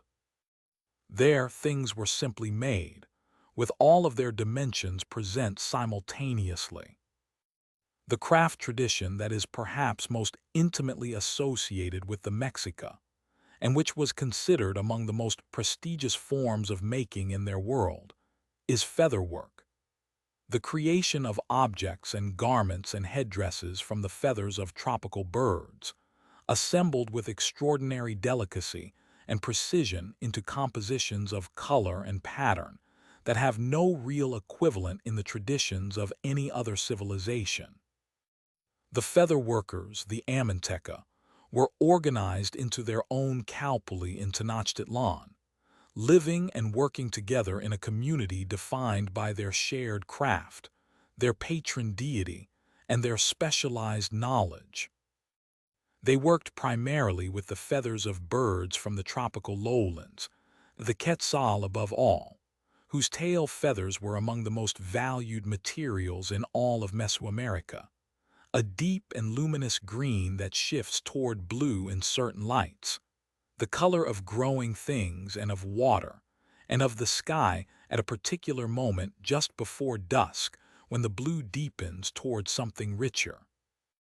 The feathers arrived in Tenochtitlan through the tribute and trade networks that the Mexica Empire maintained across an enormous geographic range. Tropical birds do not live in the high valley of Mexico. The altitude is too great, the climate too cool and dry for the macaws and quetzals and cotingas and roseate spoonbills whose feathers were so valued. They came from the hot lowlands of the Gulf Coast and the Pacific Slope and the forests of what is now Guatemala, carried northward and upward through the mountains by traders and tribute collectors, arriving in the capital as bundles of color, the feathers sorted and stored carefully, protected from moisture and insects, ready to be worked by the hands that knew how to use them. The process of featherwork is one of extraordinary patience and precision. The Amanteca worked in layers, building up compositions from the back forward, beginning with the less valuable feathers of more common birds, and working toward the surface where the most prized materials would appear. Feathers were attached to a backing of cotton fabric or to thin sheets of amate paper using a paste made from orchid bulbs, a natural adhesive of remarkable durability and flexibility. The design was planned in advance, sometimes sketched onto the backing material as a guide, and then the feathers were applied one by one, each one placed with careful attention to its direction and overlap with its neighbors, the whole composition building slowly toward a final surface of seamless, shimmering color. The finest featherwork pieces, when complete, have a quality that no flat surface made of paint or dye can quite replicate, a depth and luminosity that comes from the three-dimensional structure of individual feathers catching light at slightly different angles, creating a surface that seems to breathe and shift as the viewer moves. The most celebrated surviving example of Mexica featherwork is a great headdress now held in the Museum of Ethnology in Vienna, Austria. A sweeping construction of quetzal feathers, blue cotinga feathers, and gold ornaments that creates an arc of color nearly a meter across. The quetzal feathers at its outer edge extending in long, pendant curves, the whole piece trembling slightly with the weight and movement of hundreds of individual feathers held together by the patient work of the Amanteca. Whether this headdress was indeed the one worn by the Mexica ruler Moctezuma II, as tradition has long held, though scholars debate the attribution, is less important than what the object itself communicates about the world that made it. It communicates mastery. It communicates the deep knowledge of materials that comes from generations of practice. It communicates a relationship with the natural world, specifically with the living birds of the tropical forest, that understood beauty as something to be sought at the edges of the known world and brought, carefully, to the center. Goldwork was another domain of Mexica artistic excellence, though here the surviving objects are fewer, because gold is a metal that subsequent generations found easy to melt and recast, and much of the Mexica goldwork that existed at the time of the Spanish arrival was reduced to ingots within a very short time of that arrival. What survives, in museum collections in Mexico and beyond, suggests a tradition of remarkable sophistication. The Mexica goldworkers, like their featherwork counterparts, were specialists organized into their own craft community, working with techniques that included casting, hammering, and the lost wax method of creating complex three-dimensional forms. Gold objects in the Mexica world served primarily ceremonial and elite social functions, worn by rulers and priests on important occasions, offered to the deities in temple ceremonies, buried with the dead as provisions for the journey to the underworld. The gleam of gold in the context of Mexica ceremony is the gleam of the sun embodied in a material substance, the solar deity made tangible and wearable, the cosmic brought down to the scale of the human body and adorned on it. Stone carving is the domain in which the largest number of Mexica objects survive, for the obvious reason that stone endures where organic materials do not. The stone sculpture of the Mexica tradition ranges in scale from the monumental, great circular calendrical monuments several meters across, or the colossal figures of deities that stood in the temple precincts, to the intimately small jade beads carved into the shapes of skulls or deity faces, obsidian ear spools ground to translucent thinness, pyrite mosaic mirrors assembled from hundreds of tiny polished fragments. The carvers worked primarily with volcanic stone, basalt, andesite, and the green stone that the Mexica called chalchihuitl, and which they regarded as among the most precious substances in the world, a material whose deep green color connected it to water and to maize, and to the life-giving moisture that sustained the agricultural world. The most famous single object of Mexica stone carving is probably the Great Calendar stone, more properly called the Sun Stone, which was discovered in 1790 buried beneath the central plaza of Mexico City, where it had lain for nearly 3 centuries under the soil of the city that had been built atop the ruins of Tenochtitlan. It is a massive basalt disc, nearly 4 meters across and weighing approximately 24 metric tons, carved on its face with a complex composition of concentric rings of imagery that encodes within it a significant portion of the Mexica understanding of time and cosmic history. At its center is the face of the sun deity, surrounded by the symbols of the 4 previous world ages, the 4 previous suns that had existed and ended before the current age. Around this central composition are the 20-day signs of the tonal pohuale, and beyond them further rings of imagery representing the sky, the rays of the sun, and the great feathered serpents that frame the entire composition.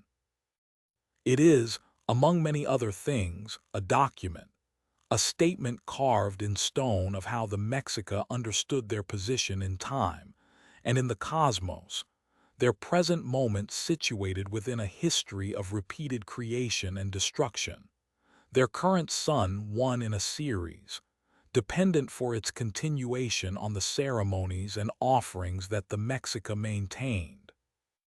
The Mexica written tradition is a subject of particular interest and considerable nuance, because it operates on principles quite different from the alphabetic writing systems with which most of the modern world is familiar.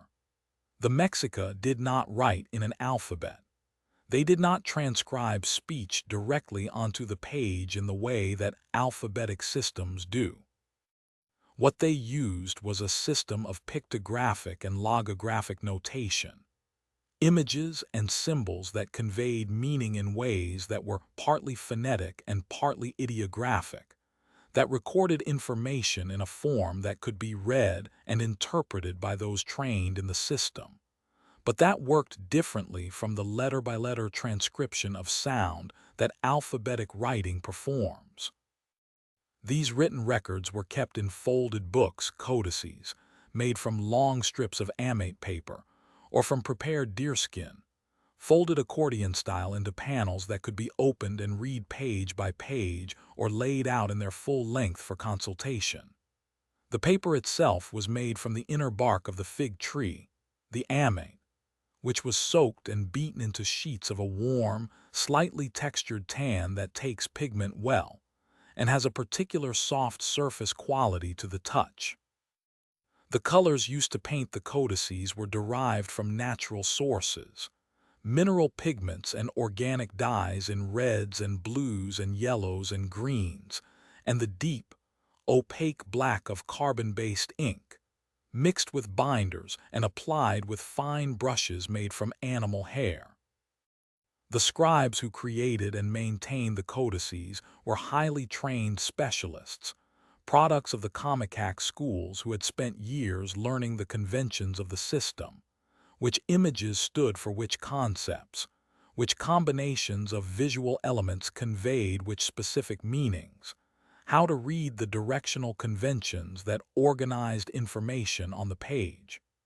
This was not a skill acquired casually or quickly.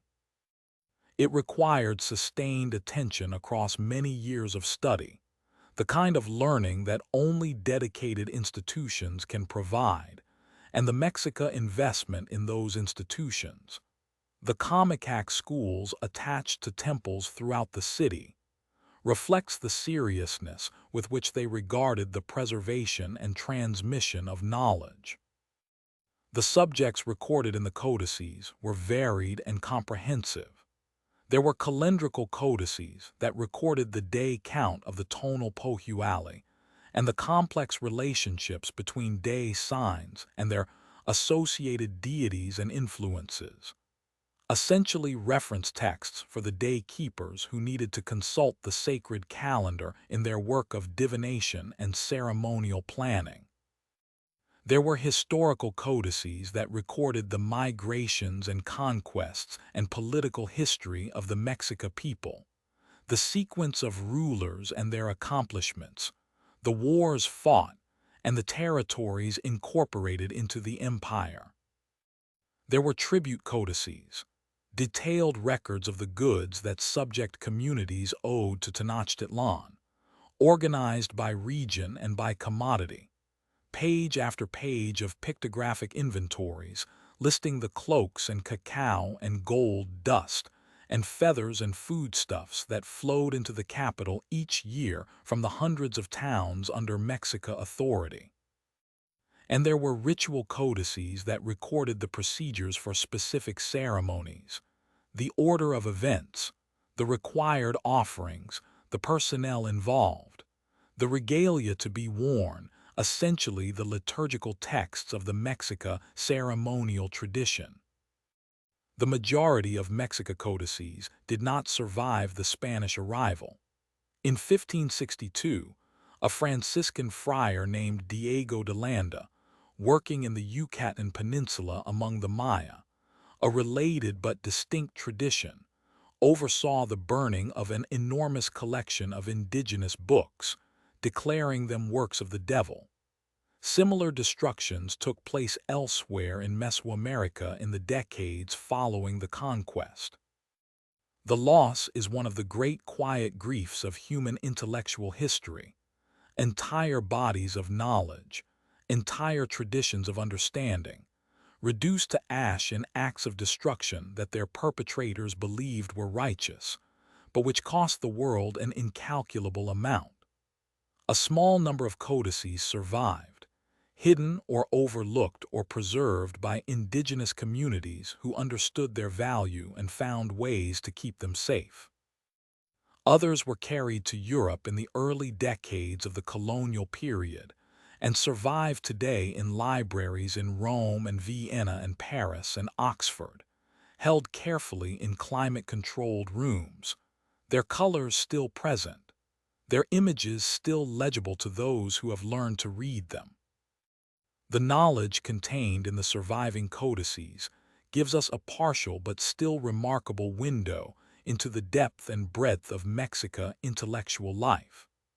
The calendrical knowledge encoded in these texts reflects a tradition of astronomical observation and mathematical reasoning that had been developing in Mesoamerica for more than 1,000 years before the Mexica emerged as a political force.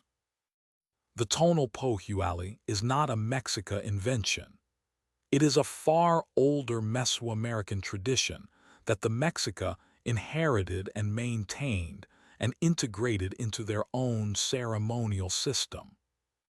Similarly, the understanding of the solar year, the tracking of Venus cycles, the prediction of eclipses, all of these represent accumulated knowledge that was far older than the Mexica Empire itself, part of a long Mesoamerican intellectual tradition stretching back through the Toltec and Teotihuacan periods and beyond, to the Olmec civilization of the Gulf Coast lowlands that is often described as the mother culture of Mesoamerican civilization. The Mexica medical tradition is another domain of knowledge that deserves slow attention. The healers of the Mexico world, the Ticital, worked with a sophisticated pharmacopoeia of plant-based medicines, the product of centuries of careful observation of the effects of different plants on different conditions. The Valley of Mexico and the surrounding regions provided an extraordinary diversity of plant species, and the Mexica healers knew many of them intimately. Their properties, their preparations, their appropriate uses and their dangers. Roots and bark and leaves and flowers were prepared as infusions and poultices and inhalants and enemas, applied to specific conditions with a specificity of knowledge that reflected genuine empirical observation over many generations.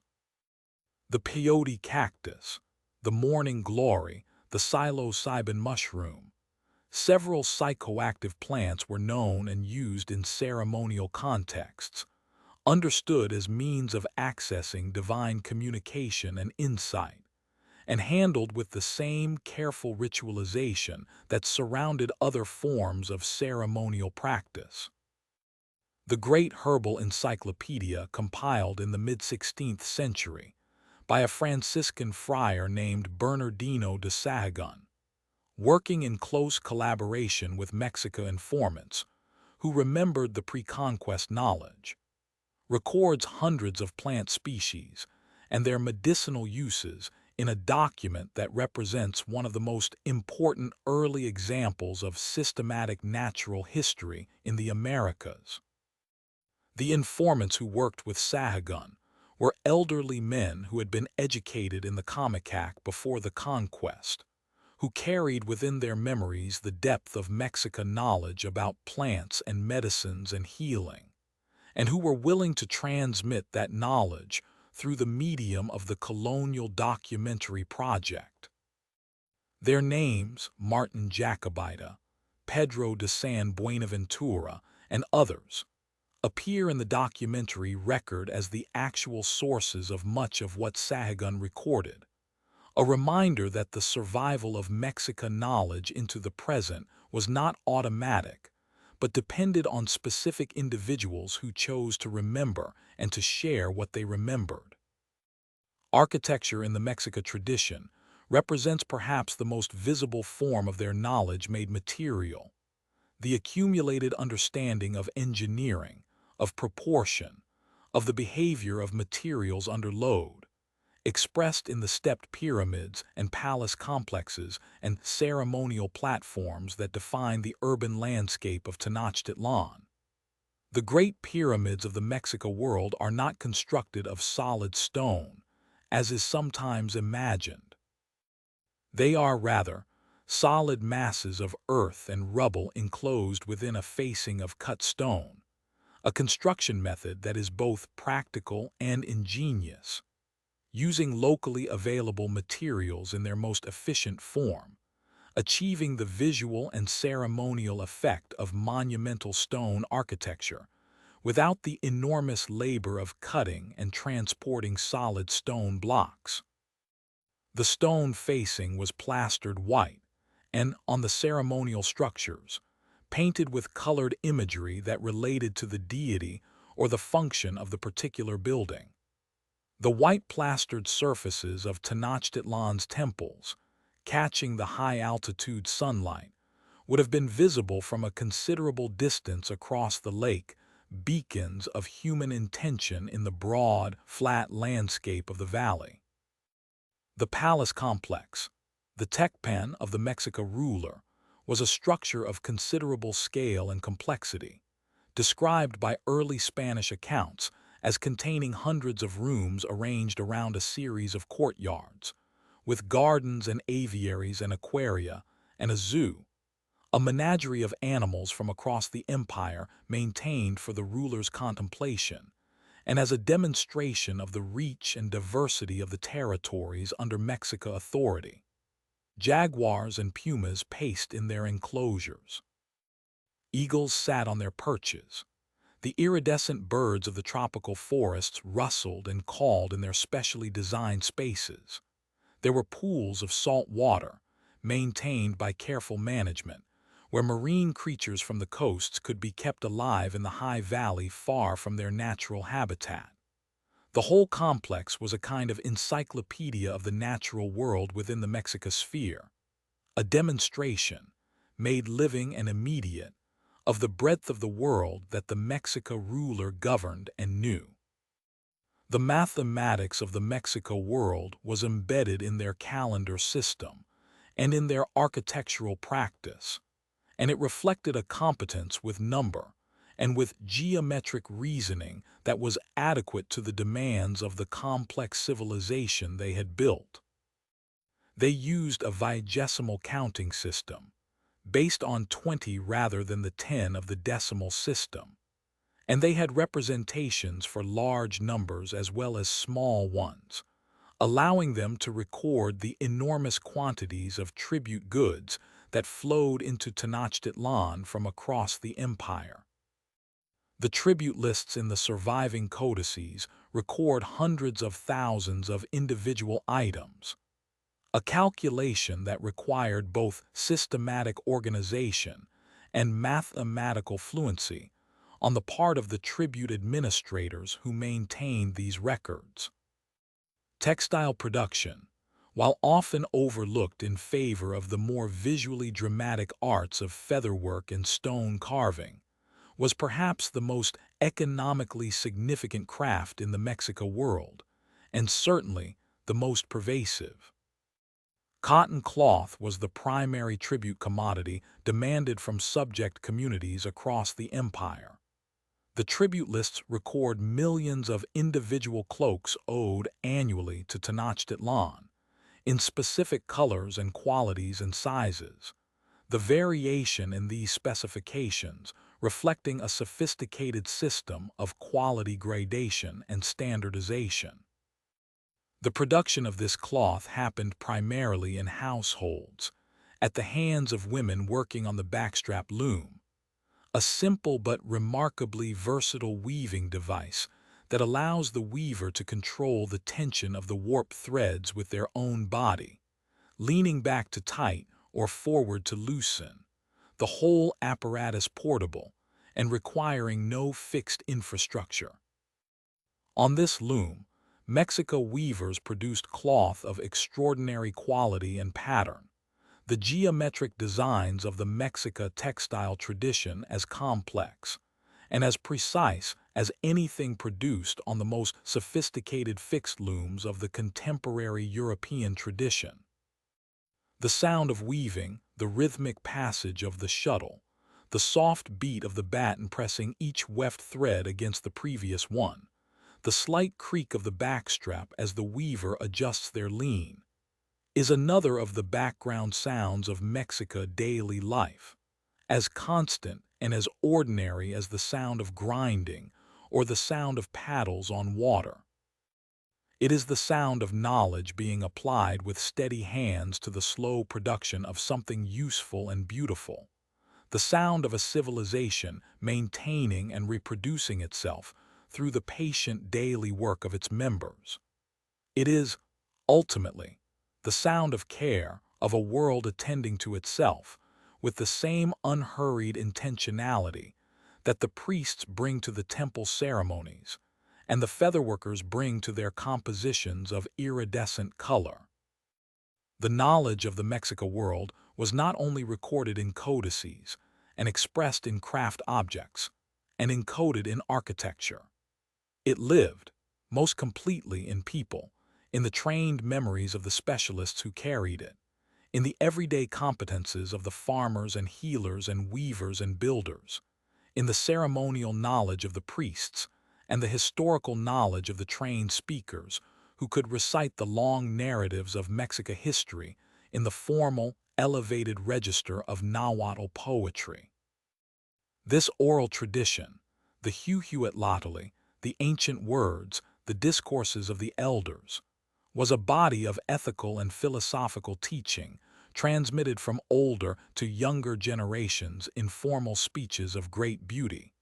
The Nahuatl language in its most carefully crafted form, full of paired concepts and parallel structures that created a kind of verbal music, meaning reinforced and deepened by the aesthetic pleasure of the form. The Nahuatl language itself, in its classical form, the form spoken in Tenochtitlan at the height of Mexica power, is one of the intellectual achievements of the Mexica world, a language of considerable expressive range and beauty, capable of great precision and great poetry, a medium in which the Mexica encoded their understanding of everything from botany to cosmology to the proper conduct of human relationships. It is still spoken today by more than 1 million people in Mexico, changed across the centuries, diversified into dozens of regional varieties, enriched with borrowings from Spanish and from local languages, but continuous with the language that was spoken in the courtyards of Tenochtitlan, when the morning light fell soft, and even across the white-plastered walls, and the grinding stones made their rhythmic sound, and the smell of copal drifted from the nearby temple on the cool morning air.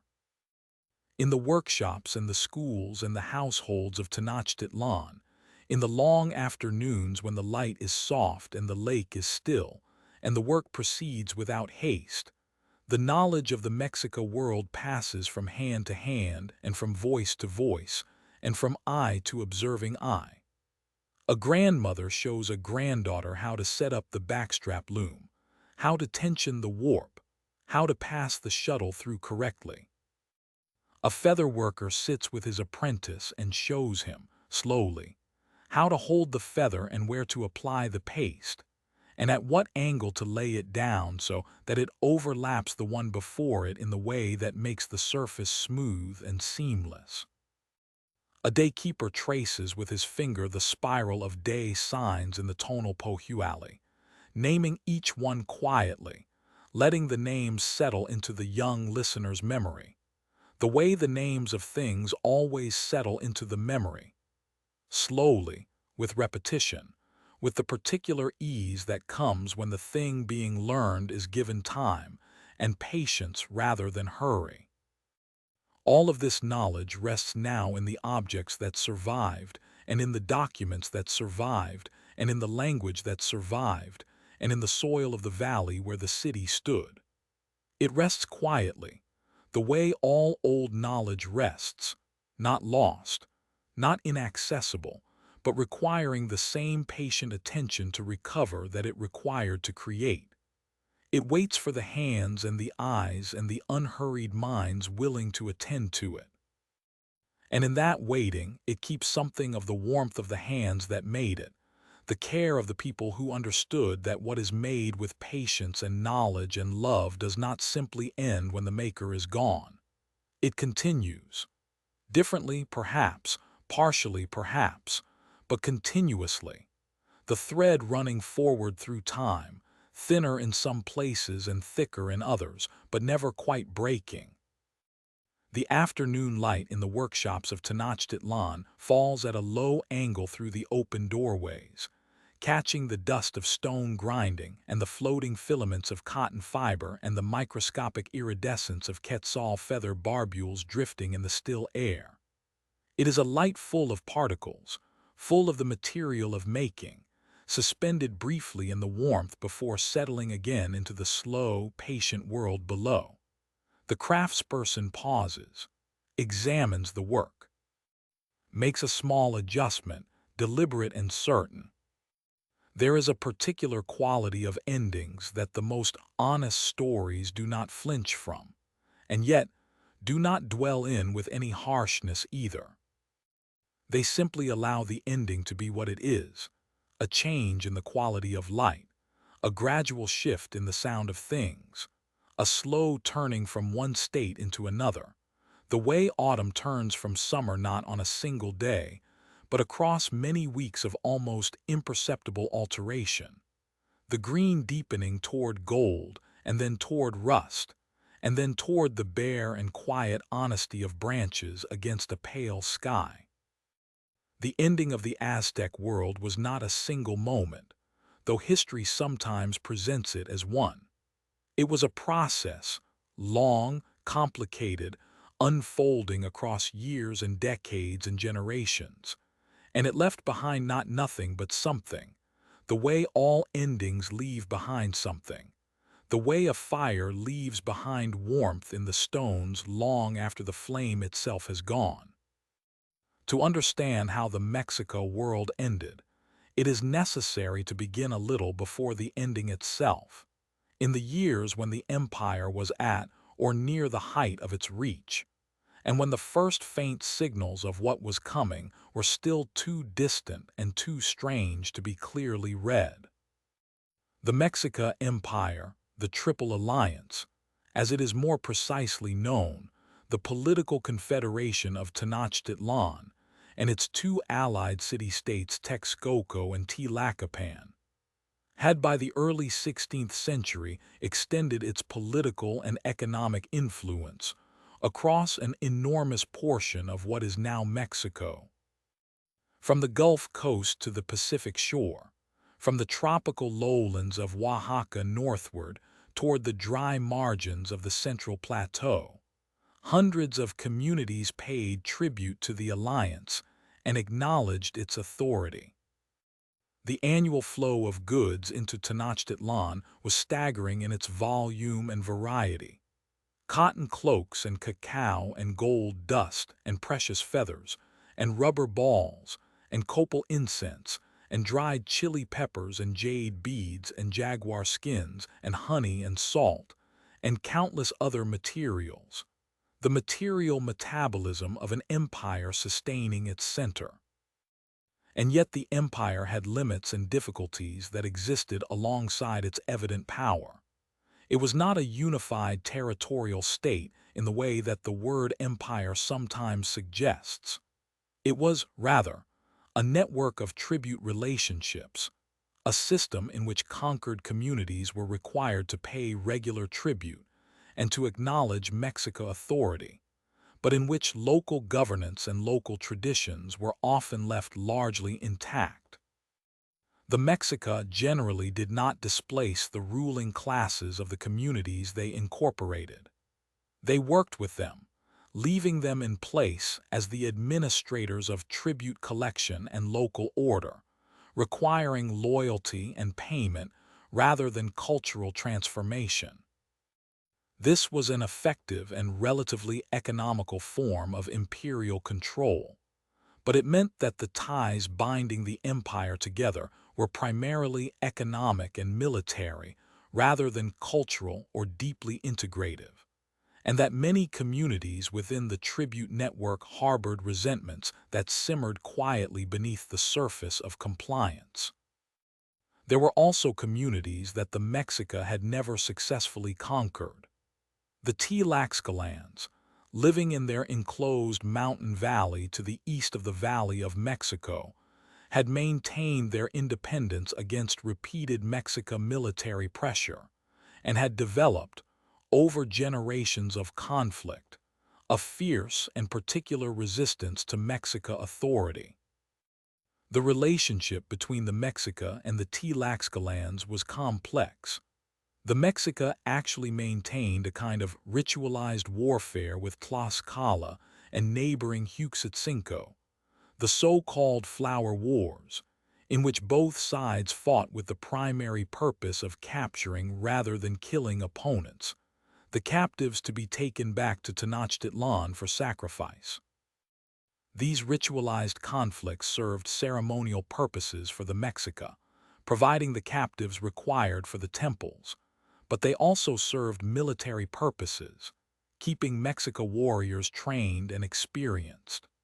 Whether the Tlaxcalans understood the Flower Wars primarily as ritual or as genuine warfare is a question that historians continue to turn over gently, and the answer is probably that it was both simultaneously, as so many things in this world tended to be. The ruler of the Mexica at the moment when everything began to change was Moctezuma II, often rendered in English as Montezuma, who had come to power in 1502, and who had in the years of his reign significantly elaborated the ceremonial and courtly protocols surrounding the Mexica ruler, making the Tlatoni, the speaker, the title given to the ruler, an increasingly exalted and remote figure, approached by even the highest nobles with elaborate signs of deference. His physical person hedged about with ritual requirements that separated him from ordinary contact with the world. Moctezuma was, by all accounts, a serious and religiously observant ruler, deeply attentive to the ceremonial dimensions of his role, a man formed by the Comicac tradition of priestly education who brought to his political role the same careful, attentive quality that the Comicac instilled in all its products. In 1519, ships appeared off the eastern coast of Mexico. They were not the first. European vessels had touched the coasts of the Yucatan Peninsula in 1517 and 1518, and word of these strange arrivals had begun to travel inland through the network of communication that connected the Gulf Coast to the Highland Valley. The leader of the 1519 expedition was a Spanish soldier named Hernán Cortés, who had sailed from Cuba in defiance of the orders of his superior, bringing with him approximately 500 soldiers, several horses, and a small number of artillery pieces. He landed on the Gulf Coast in April of that year and began moving inland, toward the Highland Valley and the city whose existence and wealth had begun to be known to the Spanish colonies in the Caribbean. The encounter that followed is one of the most consequential in human history, and it unfolded with a slowness and a complexity that its subsequent mythologizing has tended to obscure. It was not a simple or rapid conquest. It was a process that took 2 years, involved shifting alliances and reversals in periods of genuine uncertainty, and depended on factors that went far beyond any simple military comparison between European and Mesoamerican forces. One of the most significant of these factors was the response of the Tlaxcalans. When Cortés and his force arrived in Tlaxcalan territory, there was initially armed conflict. The Tlaxcalans fought the Spanish with the same fierce effectiveness they had brought to their resistance of the Mexica.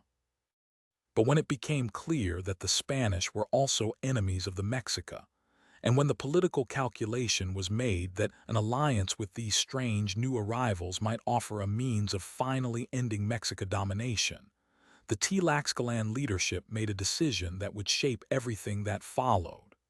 They allied with Cortés. They provided him with warriors, thousands of warriors, far outnumbering the Spanish soldiers themselves, and with knowledge of the terrain and the political landscape of the valley. This alliance is crucial to understanding what happened next, and it is sometimes lost in accounts that present the conquest as primarily a confrontation between Spanish and Mexico. It was also, and perhaps more fundamentally, a confrontation between the Mexica Empire and the communities that had reasons to resent it, a political fracture that the Spanish presence activated rather than created. The resentments of the Tlaxcalans and other communities were real and long-standing, and the decision to act on them by allying with the Spanish was a calculated political choice made by people who understood their own situation and were attempting to change it.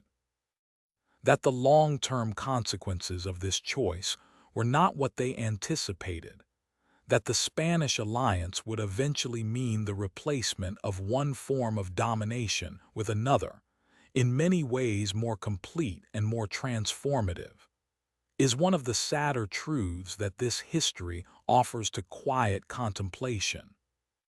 Cortés and his combined force, Spanish soldiers and Tlaxcalan warriors together, arrived in Tenochtitlan in November of 1519. The approach to the city along the causeways over the lake must have been, for the Spanish soldiers, an experience of disorientation and wonder that their later accounts struggle to fully convey. They had seen nothing like it: the broad lake, the white city rising from the water, the causeways wide and straight and busy with traffic, the surrounding towns on the lake shore. The mountains, the volcanoes, the scale of everything. Bernal Diaz del Castillo, a soldier who was present and who later wrote a memoir of the expedition, recalled standing on the causeway and wondering if what he saw was real or a dream, and then immediately qualifying the comparison, noting that he had no adequate comparison to offer. It was simply itself, unlike anything else. Moctezuma came out to meet the Spanish on the causeway, carried in a litter, preceded by nobles who swept the ground before him, attended by the elaborate ceremonial retinue appropriate to his position. The meeting between the two men, Moctezuma and Cortés, is one of the most written about moments in this history, and also one of the most genuinely uncertain. What was said, and what each understood by what was said, is filtered through translation and through subsequent interpretation, and through the political needs of both parties to the encounter. What is clear is that Moctezuma allowed the Spanish and their Tlaxcalan allies to enter Tenochtitlan and to take up residence within the palace complex of a previous ruler. What prompted this decision? Whether it was genuine political calculation, or the influence of the religious interpretations that some accounts suggest Moctezuma was considering, or some combination of both, is something that historians continue to turn over with careful hands, examining it from different angles, finding no simple answer. The Spanish were guests in Tenochtitlan for several months, during which time they observed and recorded and attempted to understand the world around them, and during which time the situation gradually became more tense and more difficult to manage. Then, in the spring of 1520, while Cortés was away from the city dealing with a Spanish force sent from Cuba to arrest him, the Spanish soldiers remaining in Tenochtitlan made a decision that transformed the situation entirely. During a major ceremony, the Feast of Toxcatl, a celebration of Tezcatlipoca in the sacred precinct, the Spanish soldiers attacked the assembled Mexican nobles and priests and warriors without warning, killing large numbers of them. The reasons given in Spanish accounts for this action are disputed, but the consequences were immediate and severe. The Mexica rose against the Spanish occupiers. Moctezuma, who had been held by the Spanish in a condition that amounted to comfortable captivity, died during this period. The exact circumstances of his death debated, some accounts saying he was killed by his own people as a traitor, others saying he was killed by the Spanish. Cortés returned to find the city in rebellion and the Spanish position untenable. In late June of 1520, the Spanish and their allies attempted to flee the city at night, the Noche Triste, the Night of Sorrows, as the Spanish accounts named it. The Mexica discovered the retreat and attacked on the causeways, and in the chaos that followed, a large number of Spanish soldiers and many Tlaxcalan warriors died, drowned in the lake or killed in the fighting on the narrow causeways, taking with them a significant portion of the gold and treasure that the Spanish had accumulated during their time in the city. The survivors retreated to Tlaxcalan territory to regroup. What followed was a period of planning and preparation, and also of a different kind of destruction, one quieter, more gradual, more pervasive, and ultimately more devastating than anything that happened on the causeways. In 1520, a wave of smallpox swept through the Valley of Mexico. It had arrived in the Americas with the first European contact, carried by people who had no awareness they were carrying it, spreading through populations that had no inherited immunity to it whatsoever, moving through communities with a speed and a completeness that no deliberate weapon could have achieved. The smallpox epidemic of 1520 killed a very large proportion of the population of the valley. Estimates vary, but the death toll was enormous by any measure, affecting every community, every calpuli, every household.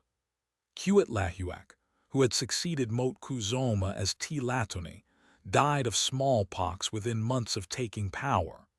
Ordinary people died in their thousands. The social and political structures that maintained the normal functioning of the city were severely disrupted by the sheer scale of loss. When Cortés returned to the Valley of Mexico in late 1520, he came with a rebuilt and expanded force, more Spanish soldiers, and the Tlaxcalans and other allied communities, whose own motivation to end Mexica dominance remained strong. He also brought materials for the construction of brigantines, small sailing vessels, that could be used to control the lake's surface. The construction of these vessels was itself a remarkable undertaking. The pieces assembled far from the lake, and then carried in sections over the mountains and down into the valley, reassembled on the lake shore, and launched. The control of the lake was strategically significant, because the causeways could be defended by the Mexica, but open water could not be protected against vessels that moved differently from canoes, carrying artillery that the Mexica had no means to answer. The siege of Tenochtitlan that followed lasted approximately 80 days. The Spanish and their allies cut the causeways and cut the aqueducts that brought fresh water to the island. They systematically destroyed the structures of the city as they advanced, block by block, to prevent the Mexica from using the buildings and the rubble as defensive positions.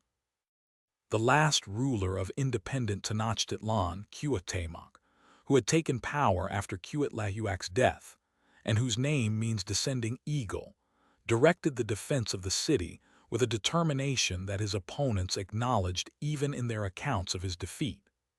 The Mexica defenders fought in the rubble of their own city, in the smoke of burning buildings, in streets they had known all their lives now transformed into something barely recognizable. They fought until there was almost nowhere left to fight. In August of 1521, Cuauhtémoc attempted to escape the city by canoe and was captured on the lake. When brought before Cortés, he reportedly touched the dagger at the Spaniard's belt and asked to be killed with it, a gesture that the Spanish accounts record with a mixture of respect and condescension, the kind of complicated admiration that conquerors sometimes extend to those they have defeated. Cortés did not kill him at that moment. Cuauhtémoc was kept alive, eventually tortured in an attempt to extract information about the location of Mexica treasure, and ultimately executed in 1525. He is remembered in Mexico today as a figure of resistance and dignity, his name given to streets and public spaces across the country, his image on monuments, his story kept alive in the national memory with the particular tenderness that a people extend to the last defender of something they are still, in some ways, mourning. The city itself was largely destroyed by the siege. The great Templo Mayor was demolished, its stones used in the construction of the Spanish colonial city that was built directly atop the ruins of Tenochtitlan. The lake was gradually drained over the following centuries, a process that began with colonial drainage projects and continued across the centuries until the shallow lakes of the Valley of Mexico were almost entirely gone, replaced by the dry, subsiding plain on which Mexico City now stands, the largest city in the Western Hemisphere, its foundations resting on the lake bed where the Chinampas once floated. The mountains are still there. Popocatépetl still exhales its faint thread of smoke on clear days, visible from the right vantage points in the city that grew atop the old one. Iztaccíhuatl still lies like a sleeping figure against the sky to the southeast. But the lake is gone, and with it the particular quality of the city that floated on it, the light on the water in the morning, the sound of paddles, the smell of the reed beds, the canoes moving slowly toward the market in the pre-dawn dark. The colonial period that followed the fall of Tenochtitlan was long and transformative in ways that went far beyond political authority. The Spanish colonial project in Mexico involved not only the replacement of the Mexica political elite with Spanish administrators, but a sustained effort to transform the religious, cultural, and social life of the indigenous population.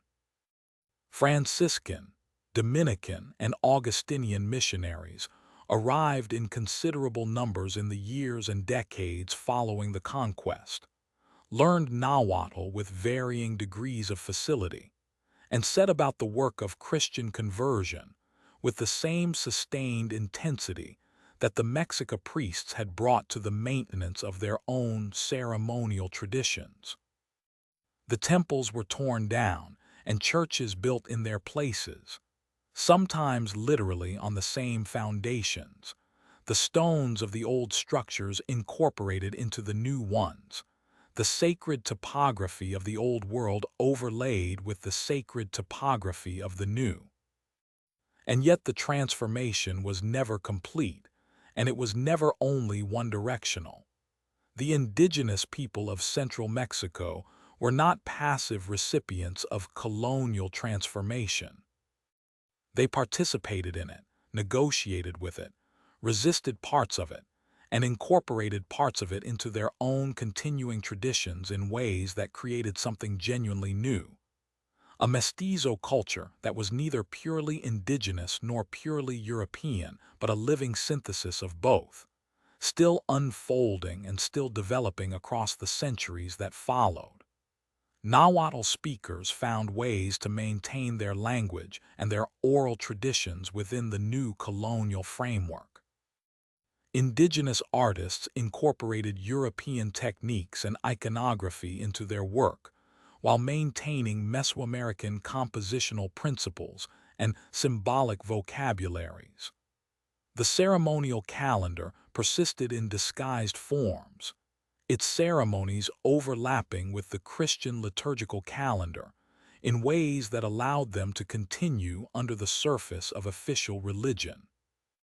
The scholars and clergy who took an interest in preserving indigenous knowledge, most notably Bernardino de Sahagún, whose monumental work the Florentine Codex compiled in the mid-16th century, represents the most comprehensive record of Mexica life and knowledge that we possess, worked in collaboration with indigenous informants who were themselves engaged in the question of what to preserve and how. Sahagún's collaborators were educated Nahua men who had been trained in the Kamiak before the conquest, who carried within them the deep knowledge of the Old World, and who participated in the colonial documentary project with their own purposes and their own understandings of what this record-keeping meant. The Florentine Codex, 12 books covering Mexica religion, philosophy, natural history, medicine, history, and daily life, written in parallel columns of Nahuatl and Spanish, is their achievement as much as Sahagún's, a monument to the will to remember and to transmit even in the most difficult circumstances. The Nahuatl language itself proved remarkably resilient. It had been the dominant language of a vast region before the conquest, spoken as a first or second language across an enormous geographic range, and its sheer demographic presence meant that Spanish could not simply replace it overnight. Colonial administrators learned it or hired interpreters. The church produced religious texts in Nahuatl. Indigenous communities conducted their local affairs in Nahuatl for generations after the conquest. The language changed across the centuries, absorbing Spanish vocabulary, losing some of its classical complexity, diversifying into regional variants, but it did not disappear. Today's Nahuatl speakers, more than 1 million of them in the mountain communities and rural areas of central Mexico, represent a continuity that extends back through all the centuries of change to the language spoken in the courtyards and markets and temples of Tenochtitlan. The physical traces of the Aztec world in Mexico City are still present, though they require a particular kind of looking to find. The patient, unhurried attention of someone who knows that the most interesting things are often not immediately visible, but reveal themselves gradually to those who take the time to look carefully. The Templo Mayor was rediscovered in the late 1970s during construction work in the center of Mexico City. The excavation revealing layer after layer of the Great Pyramid's construction phases. The earlier temples preserved inside the later ones like memories preserved inside memories. The Templo Mayor Museum, built around the excavation site, allows visitors to stand above the exposed ruins and look down into the deep, ancient layers of the structure. The worn stones still carrying traces of the plaster and paint that once covered them. The offerings deposited in the construction feel still visible in their original positions. Jade figures, obsidian blades, coral and shell. the bones of sacrificed animals and humans, everything carefully placed by hands that understood the significance of what they were depositing, offerings to the foundations of the world. Throughout Mexico City, and throughout the broader region of central Mexico, the presence of the pre-conquest world makes itself felt in ways both visible and less visible. Place names in Nahuatl persist across the map: Chapultepec, Xochimilco, Iztapalapa, Coyoacán, each one carrying within it a meaning that connects the present landscape to the old world that named it. The Chinempas at Xochimilco still exist, the only surviving portion of the great lacustrine agricultural system that once covered much of the lake's surface. Visitors can travel there by the flat-bottomed boats called trajineras, moving slowly through the canal network between the ancient garden islands, the willows trailing their branches in the dark water, the vegetable plots still producing in the same dark soil that the Mexica farmers built up from the lake bottom 7 centuries ago. It is one of the most quietly remarkable places in the Americas, a living remnant of a world that was supposed to have ended, still growing, still producing, still drawing sustenance from the water that surrounds it. The food of Mexico is perhaps the most pervasive and most living continuity with the Mexico world, a thread so embedded in daily life that most people who follow it do not think of it as history at all, but simply as eating. Maize is still everything. The tortilla, made from masa ground from nixtamalized maize, maize treated with lime water in a process developed in Mesoamerica thousands of years ago, is still the daily bread of Mexico, still made by hand in millions of households, still carrying the same faint sweet smell of masa cooking on a clay griddle that it carried in the courtyards of Tenochtitlan. Chili peppers, tomatoes, squash, beans, avocado, chocolate. All of these are Mesoamerican foods that moved from the Mexico world and its predecessors outward into the global food system after the contact period, so thoroughly integrated into the cuisines of Europe and Asia and Africa that their origins are now mostly invisible, their presence taken for granted. The world eats differently because the Mexica and their predecessors cultivated and selected and refined these plants across millennia of careful agricultural attention. That attention, those choices, those generations of knowledge about which seeds to save and how to prepare what grows, they persist in every kitchen that uses a chili pepper or stirs cacao into something sweet. The Day of the Dead, celebrated across Mexico in the first days of November, carries within its modern form the memory of the Mexica Festival of the Dead. The flowers, the food set out for returning ancestors, the acceptance of death as a presence to be acknowledged and welcomed rather than feared and avoided. It is a celebration that has been shaped by 5 centuries of Catholic overlay and regional variation and continuous cultural negotiation. But its deep structure, the opening of the boundary between the living and the dead, the welcoming home of those who have gone, the comfort of flowers and food, and the smell of marigolds in the autumn air, is continuous with what the Mexica observed in their own ceremonial calendar. The marigold still marks the path. The ancestors still find their way home.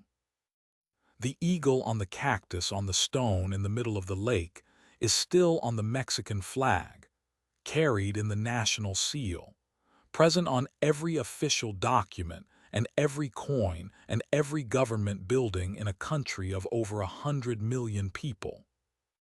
The founding vision of the Mexica, the sign they were promised and found, the sign that told them to stop and build, has persisted through the conquest and the colonial period, and the wars of independence and the revolutions and all the turbulent history of the centuries since, carried forward as the symbol of the nation that grew, gradually and painfully and incompletely, from the wreckage and the survival of the world the Mexica built. It is there in the quiet center of the flag, the eagle and the serpent, the lake implied by the cactus and the stone, the founding moment kept visible, kept present, a thread of memory running back through all the centuries of change to the island on the lake, and the people who stopped there, because they had been told they would know their resting place by this sign. And in the high valley, in the thin air of a late afternoon when the light is golden and low, and the mountains are blue with distance, and the great urban mass of Mexico City extends in all directions to its horizon, there are moments when the old world and the new world are present simultaneously in the same breath of air, the same quality of light, the same particular clarity of the sky at altitude. The volcanoes are still there, unchanged by all that has happened beneath them. The mountains that ring the lake still ring the valley. The sky is still the same sky that the Mexica priests watched in the darkness before dawn, the same stars moving in their slow and ancient circles, the same Venus appearing and disappearing as the morning star, and the evening star in the same cycle that the Mexica astronomers tracked with such careful attention. The lake is gone. The city of white-plastered temples is gone.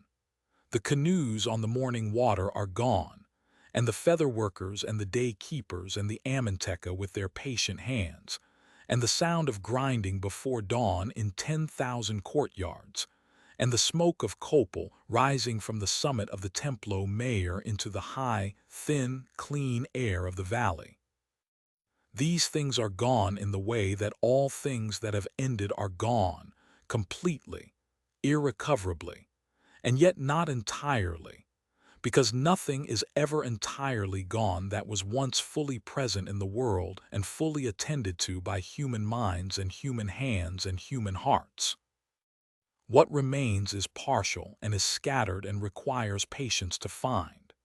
It is in the stones of the excavated temple, and in the pages of the surviving codices, and in the words of the Nahuatl language still spoken in the mountain villages, and in the smell of maize cooking, and in the marigolds laid out for the dead in November, and in the eagle on the flag, and in the deep, quiet memory that a landscape holds of everything that has ever happened within it.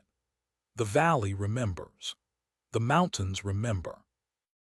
The sky, which has seen everything and forgot nothing, remembers in its slow and indifferent way, turning through its seasons, carrying the stars on their ancient paths, dawn following darkness the way it has always done and will continue to do, long after all the stories have been told and the last lamp has been put out, and the only sound is the sound of the world breathing quietly in the dark. There is something deeply restful in that thought, the continuation of things, the persistence of the small and the essential beneath all the great changes that history imposes on the surface of existence. The maize still grows from the same seed. The lake remembers in the subsiding of the land where the water once lay. The language carries within it the shape of the thoughts that first gave rise to it, the particular way of seeing the world that the Nahuatl-speaking people developed across centuries of living in this valley, attending to this sky, grinding this grain, paddling across this water. It is all still here, if you know how to be still and patient enough to feel it. If you allow yourself to stop, the way the Mexica stopped on their island, because something in the quality of the place told them that this was where the long walking ended and the long building began. Rest now in that stillness. The valley is quiet. The stars are doing what stars do, slowly and without urgency in the ancient sky above the mountains. The night is deep, and somewhere in the memory of the land, the water of the old lake still holds the light of an afternoon a very long time ago, softly, incompletely, with the particular grace of things that have not entirely ended.